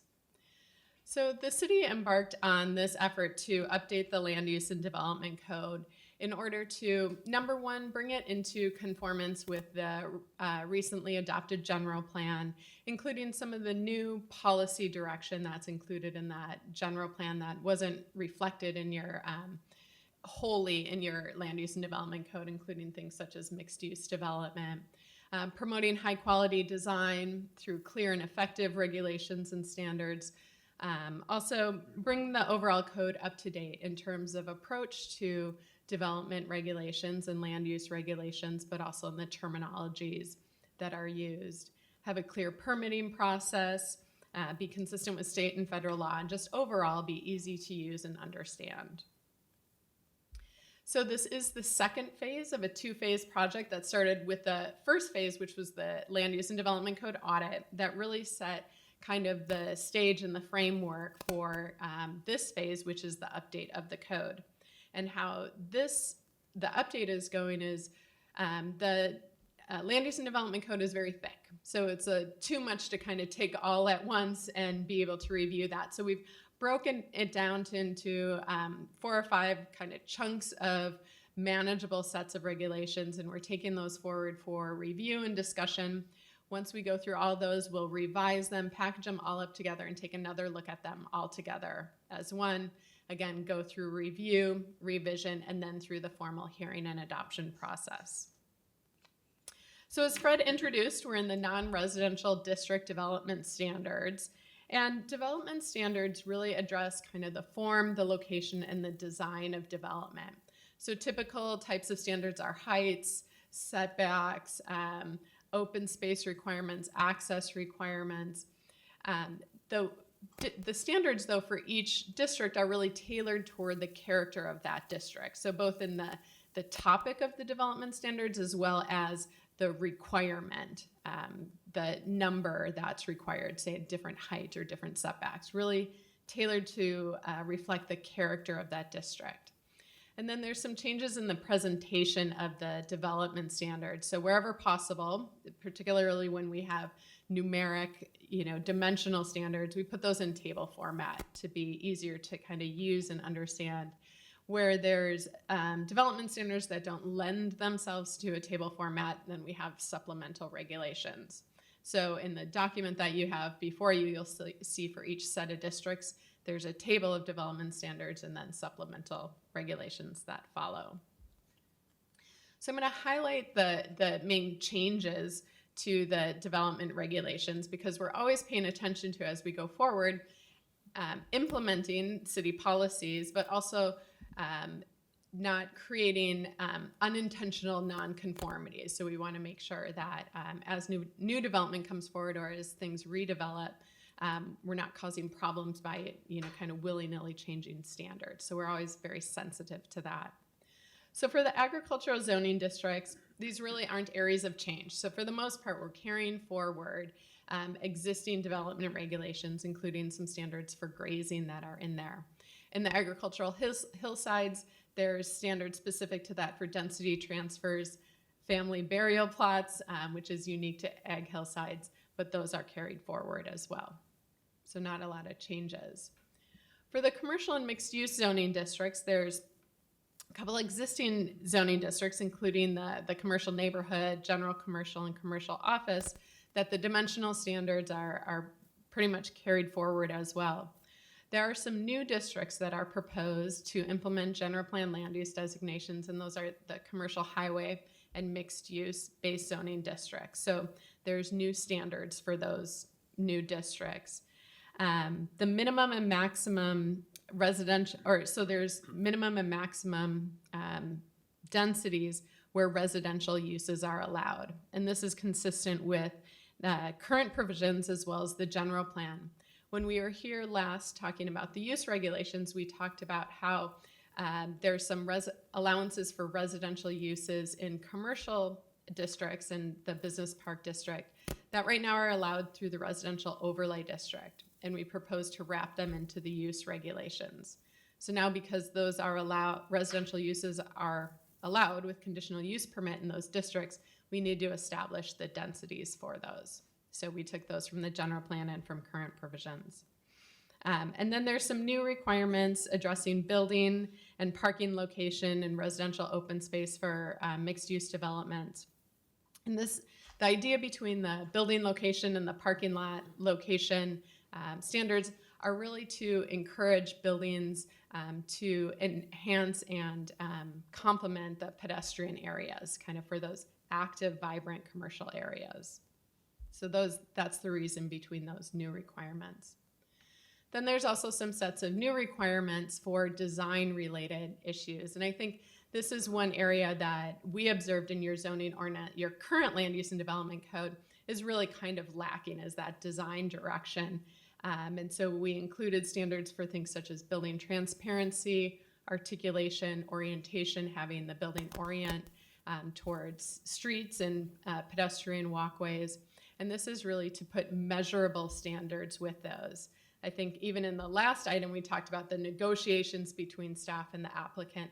The idea behind these is to put these right in the code so they're measurable and people know coming into it what the standard is to build, design to.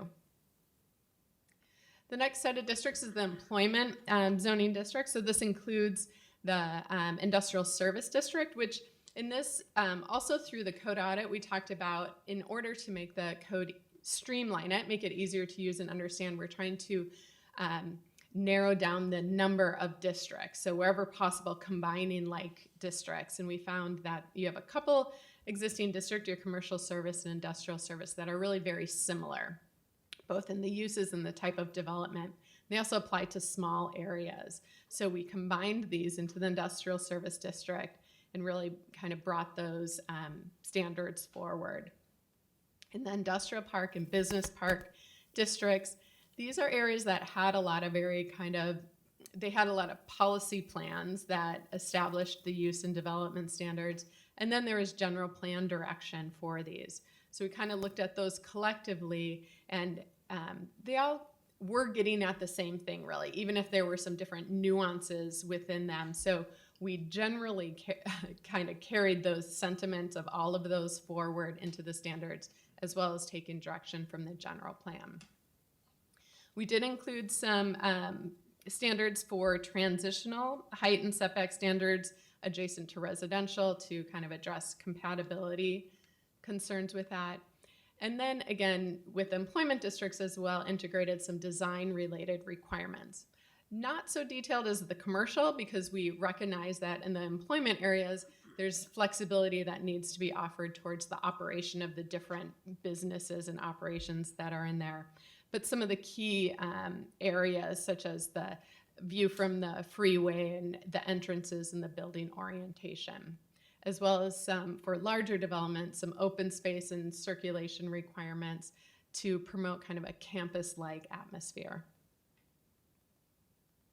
The public and semi-public districts, which include public facilities, park and recreation, open space, really just carrying forward the few standards that are in there for those very kind of specific districts.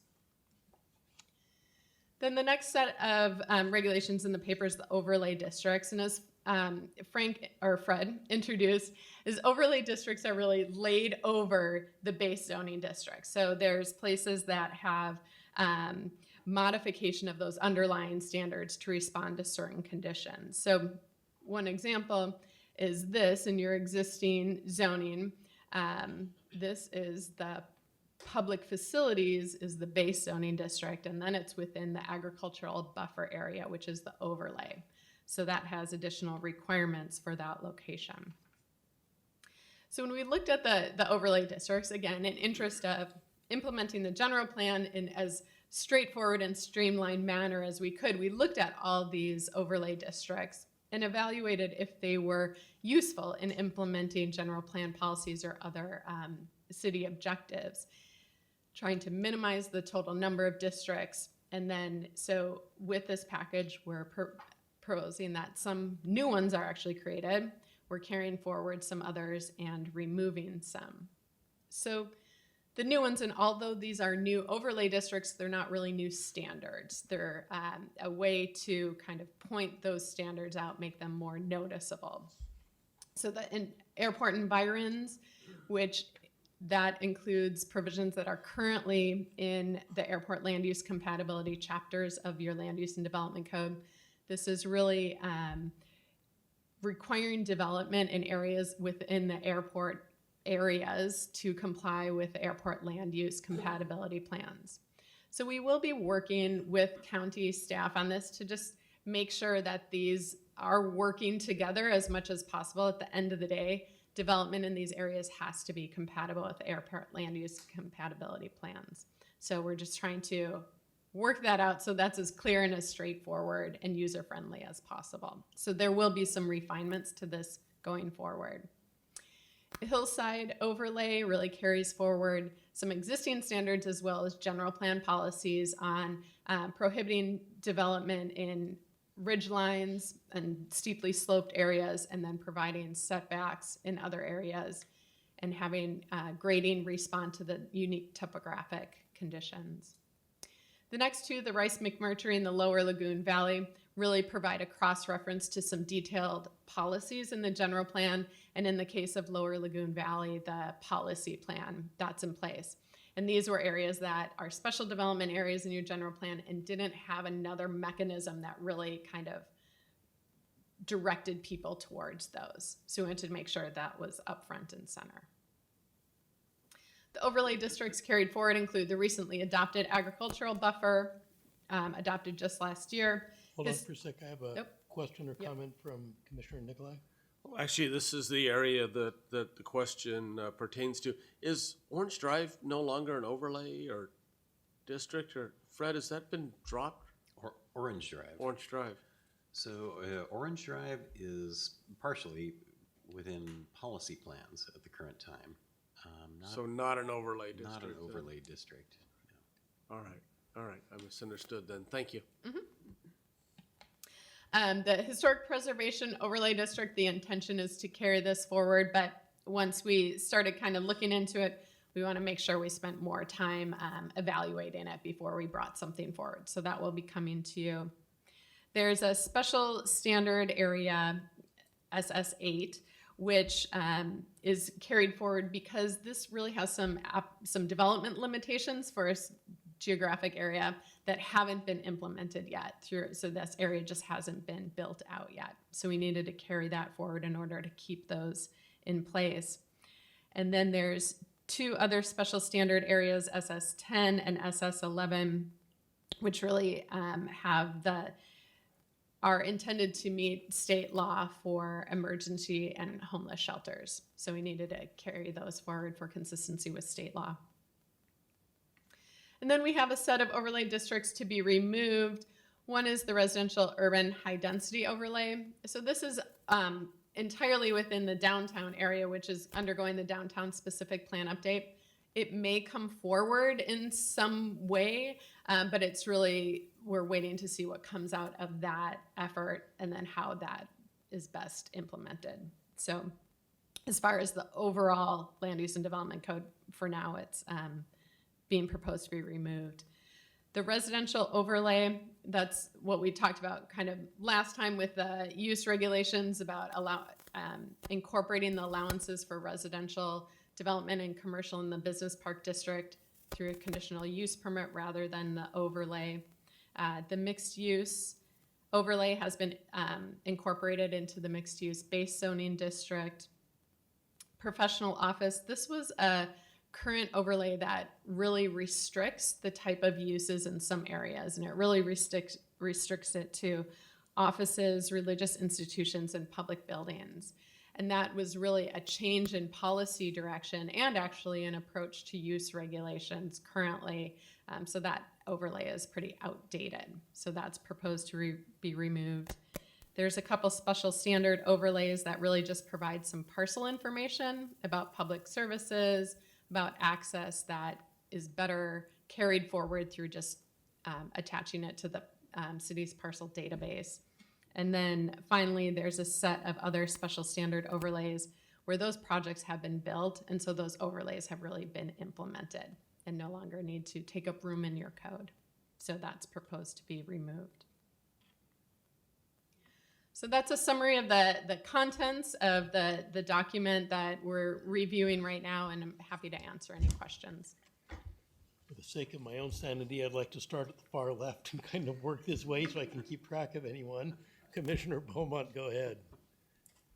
Yes, on page 182, being a retired pilot,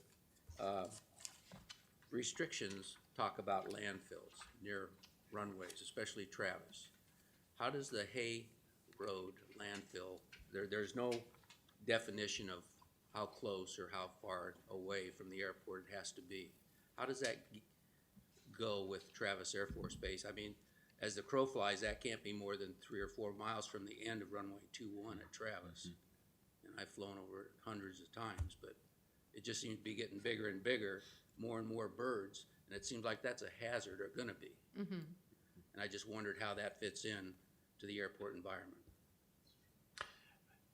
Maybe I can go over a little bit of that. So the Travis Air Force Base Land Use Compatibility Plan is one of those plans that we would then consult if a project's within the airport environs overlay.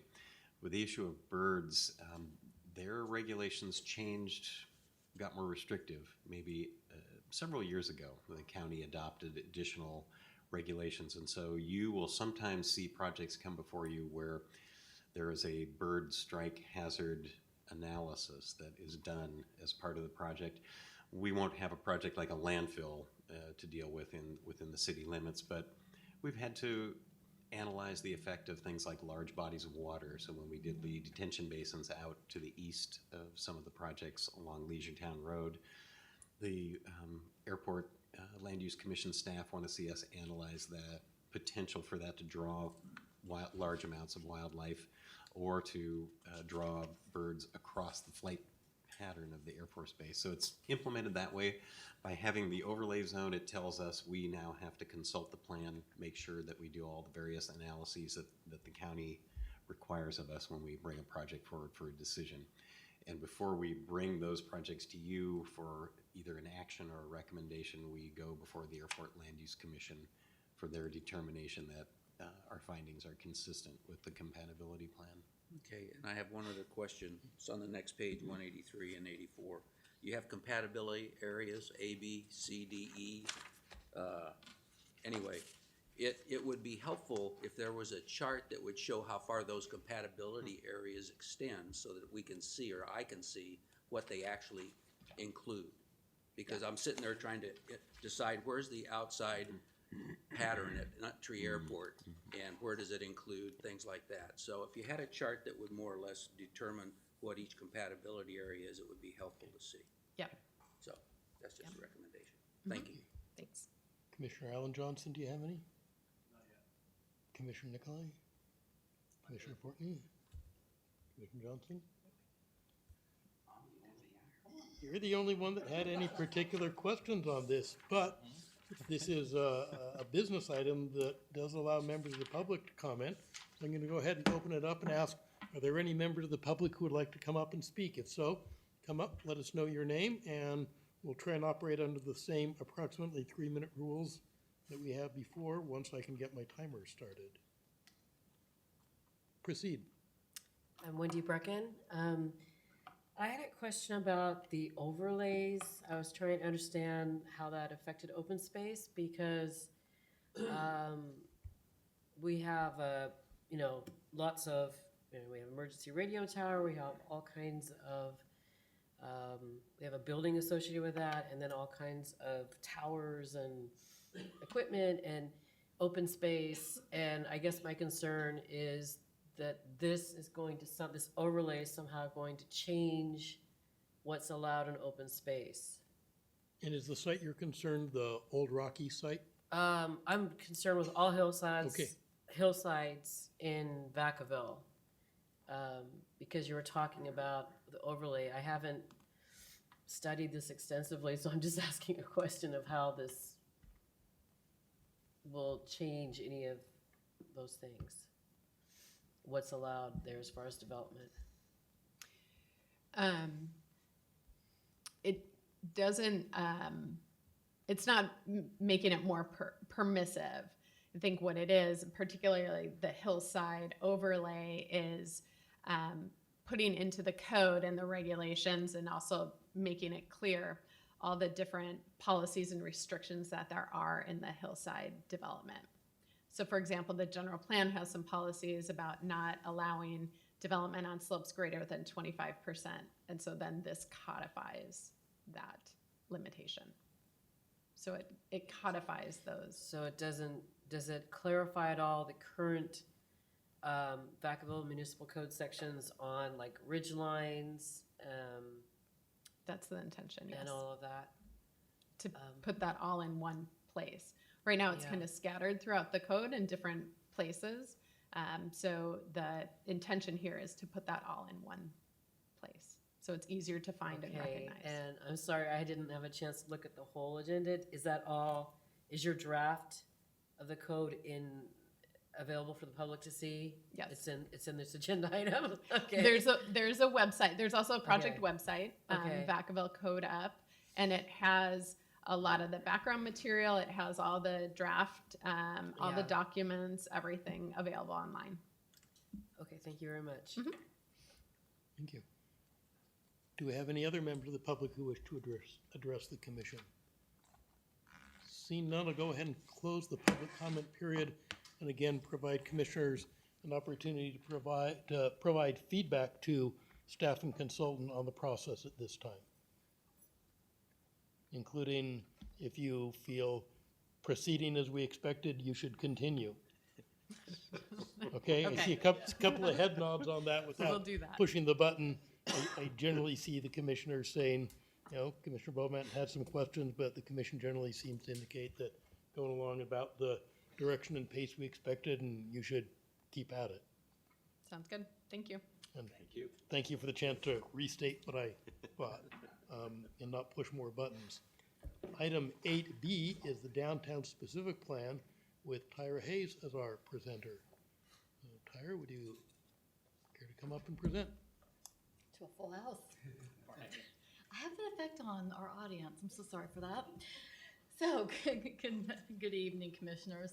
Tonight's item is simply an informational item, and the sole purpose is to bring awareness to the ample opportunities for public input on the downtown specific plan throughout the month of October. So starting in September, we've really engaged in a pretty aggressive public outreach effort for the downtown specific plan. We started that effort on the 25th of September by attending the annual Night on the Rocky Hill Trail event that took place. We did meet with people who actively use the trail on a pretty regular basis. We spoke to both pedestrians and bicyclists, and we gained a lot of input that will really help us we move forward in creating our downtown connectivity and streetscape design plan. But we didn't stop there. Throughout the month of October, we have and will continue to be doing pop-ups in Town Square at noon on both Wednesdays and Friday afternoons. So we've been out there so far 3 times, and during these pop-ups, we engage people in various surveys. We ask them about their daily interactions in downtown, and we also take the opportunity to educate them and bring awareness to the downtown specific planning effort. So we've gathered a lot of very helpful information, and we hope to continue to do so throughout the month of October. This Saturday, we will have a tent at Kid Fest, which takes place in Andrews Park. We will be talking about the downtown specific plan as well as other planning efforts at this event. On October 24th, we have a very busy day, which starts off with a transportation stakeholder meeting.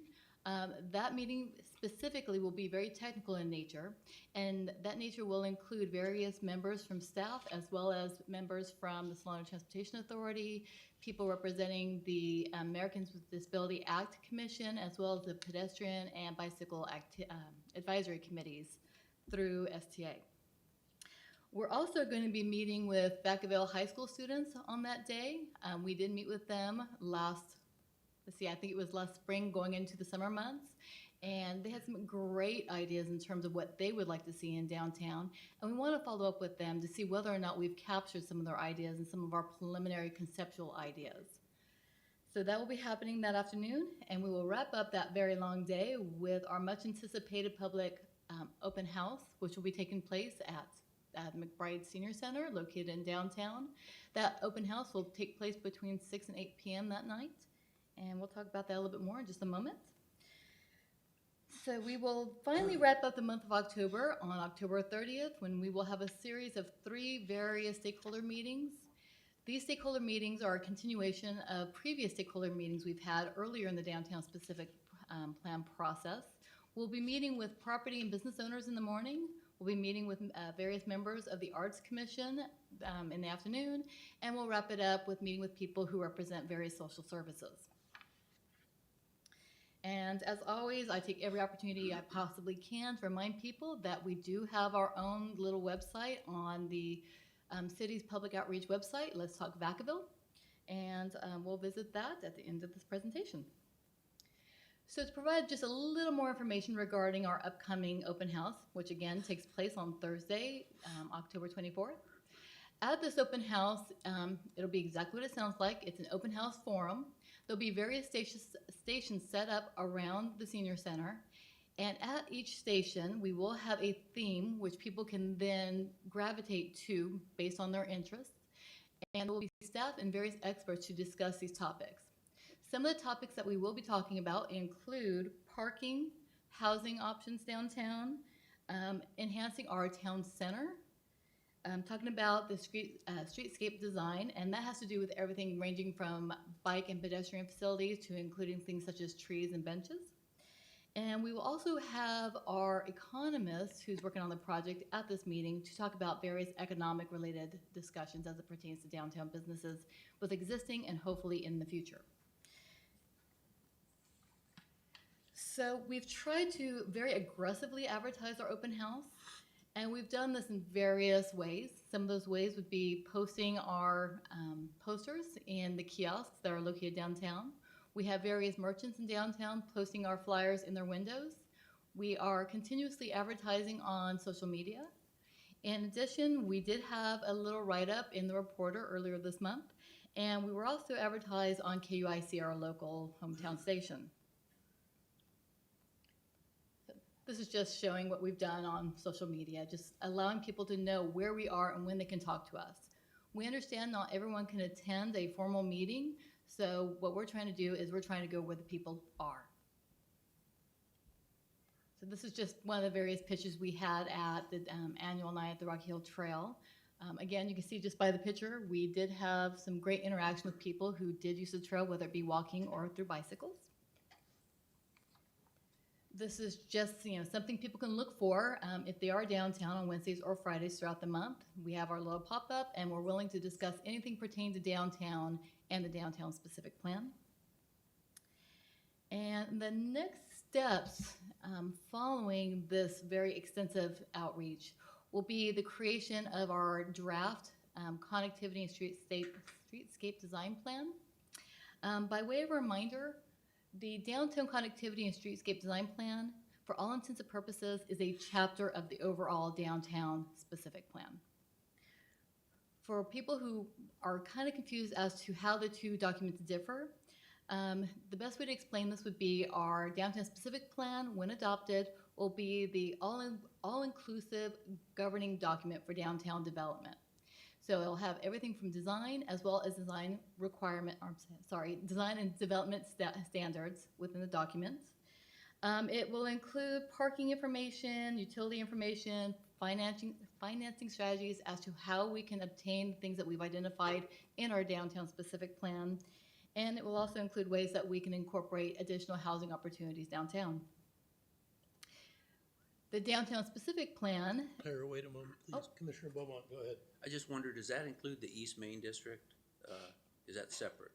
The East Main District is located within the boundaries of the downtown specific So plan. it would be included in that? It is, yes. Okay. Just for clarification, the East Main project already has entitlements in place, and those will be respected moving forward with the downtown specific plan. So to just kind of go over what the downtown connectivity plan is, some people may know it as our local active transportation plan. And what that really means is this is going to be the document, which will then become a chapter of the overall downtown specific plan, that focuses on providing for all modes of transportation.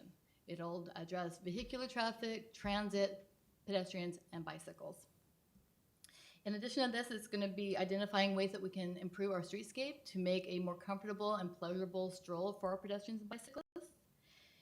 It will also look at ways to increase perceptions of public safety for downtown, so that more likely will have something to do with signage and lighting. And lastly, we're just going to come up with ways that we can hopefully create or increase foot traffic, not only to get people more aware of downtown, but also help the economic vitality of our downtown businesses. One thing I would like to mention, last time we were before you was in July, and at that July meeting, the Planning Commission had requested additional information regarding collision information. This was something that is being analyzed as we move forward in the creation of our connectivity and streetscape design plan. We were hoping to bring that to you tonight. However, we found that we have additional information that we would like to present to you. So we are currently working on providing very in-depth information as it pertains to all types of collisions that have taken place within the downtown boundary over the last 5 years. We will be back before the Planning Commission next month to provide that information. I just wanted to mention that to let you know that we are aware of that request, and we will be honoring it at next month's meeting.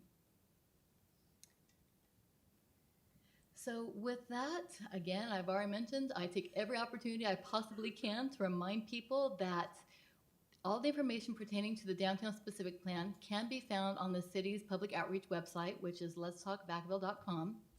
I understand not everyone can attend public meetings or meet us downtown. That's okay. This website provides ample opportunities for people to provide their input online.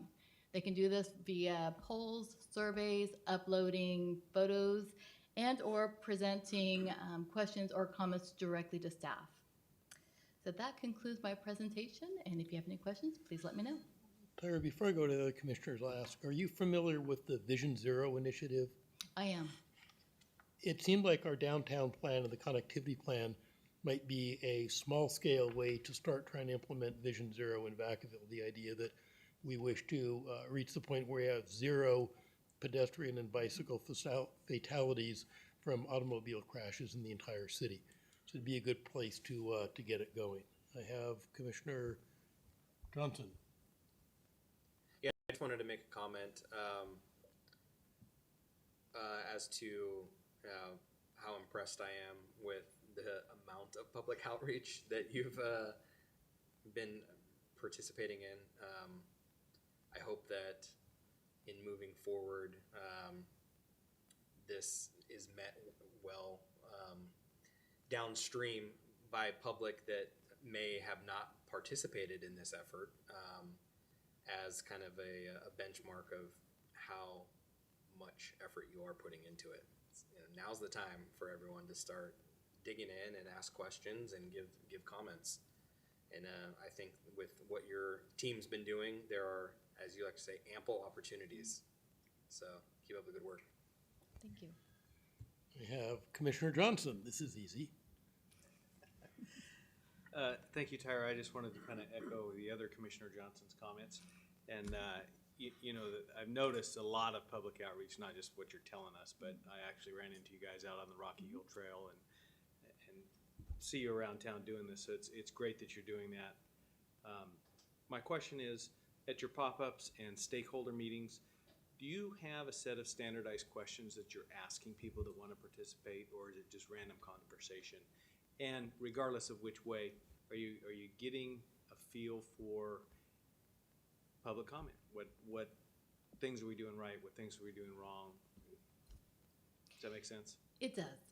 And to answer the first part of your question, we're doing both. So we do go into our stakeholder meetings with a set of standard questions that we are asking everyone.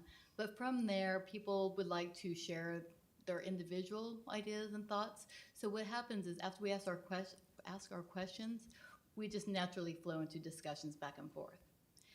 We had also done this at our pop-ups downtown, but we quickly found out that even though we might want to talk about one topic, people want to talk about whatever it is that's on their mind that day, and that's okay. So, I'm sorry, what was the second half of your question? Well, if you're getting, say, one topic that's getting a lot of interest, and that was kind of leads into my second question here. As they go into their personal stories, are we noticing areas where we need to focus, or a lot of people have comments on? Well, when we're at Town Square during the lunch hour, the topic that comes up more than any other topic, I'm sure it's not going to be a surprise to anyone here, is parking. And that's okay. One thing that's really come to our attention is there is a perception that there is a parking problem downtown, but it's very quickly realized that once we bring it to people's attention that we have not just 3 parking lots downtown like most people think, we actually have 13. We probably could have done a better job, and we could do a better job in making those other parking lots known to people in Vacaville. So that is something that we are taking into consideration as we create our downtown connectivity plan. Very good. And do you have any way of memorializing the comments that you get that aren't part of the standardized questions? Oh, yes. So we have, we just created it today. I apologize I didn't bring it here, but I can definitely bring it back next month. We have a summary of all the comments we've received at various outreach events. So we have identified everything we've received at the Rocky Hill Trail pop-up. We have a list of everything we've received at Town Square. And then moving forward, we have comments we received from the various stakeholder groups, and we have comments, as you can probably guess, coming up following the public open house. So given that we have such a large staff working on this, as well as a very large consultant team, it's really imperative that we take really good notes at what we're hearing so that we can share it amongst ourselves to make the best document. That's awesome. Thank you. Other commissioner comments or questions at this point? If not, this is up. Commissioner Beaumont. Just a quick comment. I just wondered, is there any way we could have where when the parking lots get full at lunchtime and dinner, that there would be something that would pop up that would say, instead of going through this parking lot 5 times to find an open space, please proceed to, rather than just those 3 parking lots that just everybody goes to and they just gather around until somebody leaves, maybe somehow direct them to some other parking lot that is empty or half empty. It just seems like it might be a solution or a attempt. That's a good comment. Thank you. Thank We'll you. take that into consideration. So again, I'll go ahead and open this up for public comment. It's not an action item, but are there any members of the public who would like to come forward and address the commission on this issue? You see nobody moving forward, so I'll go ahead and close the public comment period. Any final comments from the commissioners? Commissioner Beaumont? Hold on. Sorry, I rejected you. Got to try it again. Would you push your button again? I'll be nice this time. Nancy Martin, the lady from the rural country, is not here, but does anybody else feel that it's a county problem, a lot that she's talking about, and not a Vacaville problem with the traffic and everything that's off Interstate 80? Doug, can we she save has that until trouble with? commissioner comments, since we're still right now on the downtown specific Oh, plan? I'm sorry, I thought that was just, we were done with No, that. we're Sorry. still on the downtown. I'm sorry, So any other downtown comments do we have for staff? Tyra, what's our next step, aside from the public outreach that you showed us? So the next step, of course, is going to be the continuation of everything we're doing. We would love to see you all at the public open house. It's a drop-in basis, so you don't have to stay for the duration. So the next thing we're going to be doing is we're moving directly into the drafting of the connectivity streetscape design plan. We will have a draft version of that document probably in January, and during that time, the public will be given opportunity to comment on it, and we will begin public hearings. Given the grant requirements that are associated with that project, we're supposed to have this adopted by the end of February. We're going to try our best. And following that, the downtown specific plan will continue for an additional year, so it's a little more in-depth. Commissioner Johnson? Are there any components to this specific plan that incorporate, what's the way to put it? Desirable uses. Or I know there's a retail strategy component. Is there any what's the, I'm trying to think of the nice way to put it. Are there any components, I guess, that will obligate property owners to pursue certain uses over others? Or is it still? We haven't gotten there yet, but within the scope of the downtown specific plan, there is a strong educational component to it. So it is our, let me back up. It is our intent to meet with various property owners to just discuss their current business model and what they could potentially do if they were to change their model. Sure. One thing I didn't mention is while we're undergoing this public outreach effort, our economist who's working on this project is currently calling various people that we've identified to get this very information from them. We're asking very detailed information regarding their business model and what it would take for them to consider other uses that might benefit downtown overall. So we will be doing that as part of the downtown specific plan itself. We will be looking at what we call catalyst sites. Those are those sites that are very prominent in our downtown. One I'm sure that everyone's aware of is the former Point restaurant located on the corner of Davis Street and Main Street. So we will be meeting with the property owner of that property very soon to discuss the very thing that I just mentioned, and that is what's his plan moving forward, and would it be in his best interest to maybe change that plan? So I hope that answers your Yeah, I mean, question. I don't want to say the M word, being kind of moratorium of uses. That's more or less what I'm hinting at, especially uses that are typically 9 to 5 businesses that don't promote weekend and or after hours foot traffic in downtown, which I think is kind of what the overall retail strategy is looking to achieve. So interested to see how that progresses. I have a feeling we'll be talking about that numerous times in the year to come. Any other comments? Thank you, staff, for the presentation. We look forward to every time we hear about this one. I think it's a great interest to the commission and the community.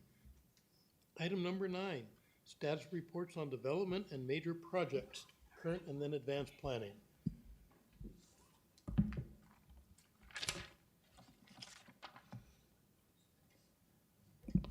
Good evening. I think this is working.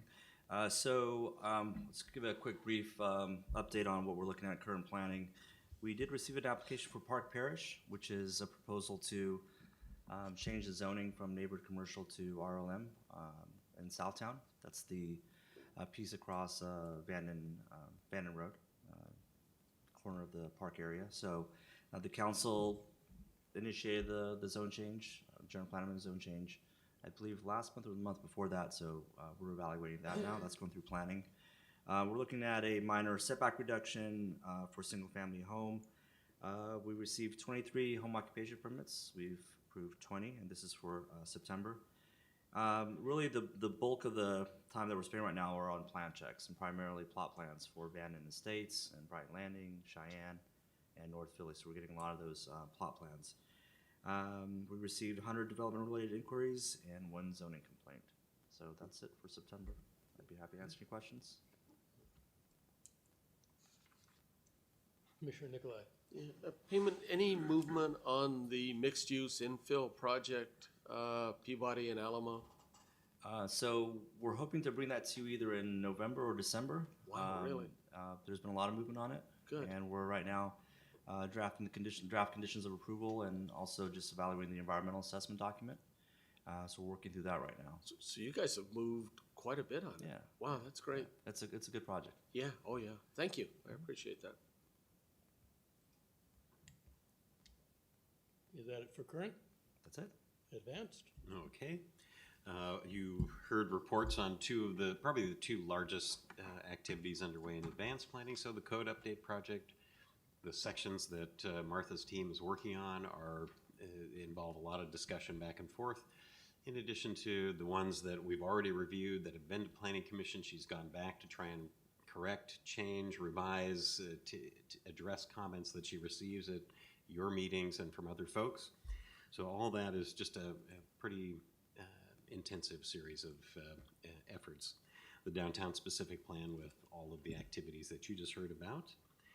The other very large project, Green Tree, so that project is proceeding. We're meeting every other week with the development team. We meet every other month with the Green Tree neighborhood representatives, a team of 4 of the neighborhood representatives who've been chosen by the residents out there to come and meet with us on a regular basis to follow the status of things. We're currently looking at draft pieces of the plan, so the development team coming back to the city with new ideas to show how they think they've addressed comments they've received from the neighborhood residents, and so that's moving along, but it's again, same thing, a very intensive series of meetings that continue on a regular basis.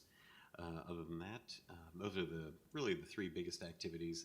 We are looking at a few other items, especially some plan checks again on subdivisions. So the Farmstead subdivision is going through its construction plan check for the subdivision improvements.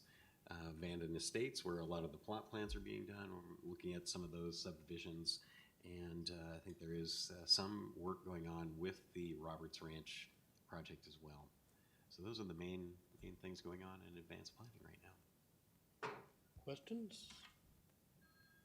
I do have one quick question that might be more for payment. McDonald's on Leisure Town. We have activity behind there, grading.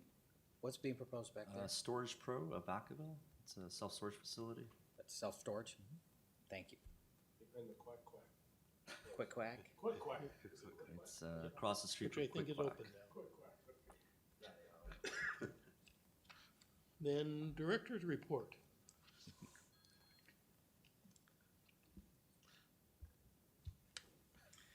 Okay, so city council items at the city council's meeting on September 24th. They heard the presentation on understanding housing that we gave also the planning commission. That was well received, and as a result of some of the comments from the planning commission, we're going to proceed and get together staff some recommendations to bring back to the planning commission and the city council to implement some of the or at least answer some of the questions the city council had on promoting housing. At the November 12th City Council meeting, we'll give the council an update on the development code update, so make sure that they're up to date also. And we'll also be talking to them about public involvement. We had a presentation last month with you about that, and we'll take that to City Council. At your next meeting in November, we will hear the Alamo Mixed Use Project, probably. We'll do our best. It's a good segue. And the general plan and zoning map changes. Basically, when we adopted the general plan, we have to have a zoning map that matches the general plan, and there's a number of properties that need to change the zone for, and so we'll bring that to you. And that concludes staff report.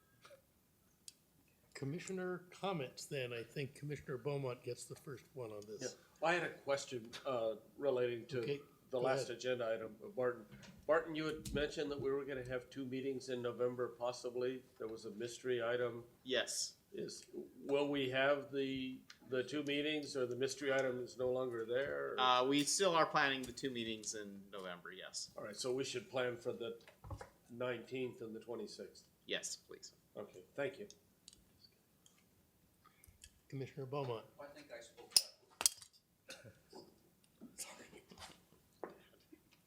I think I need to have, Yeah. there was too many people were on.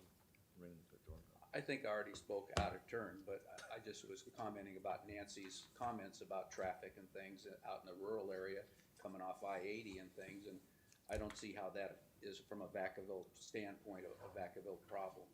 And so I think not all of her comments, but some of them should go to the county and not to the Vacaville commissions. That's my opinion.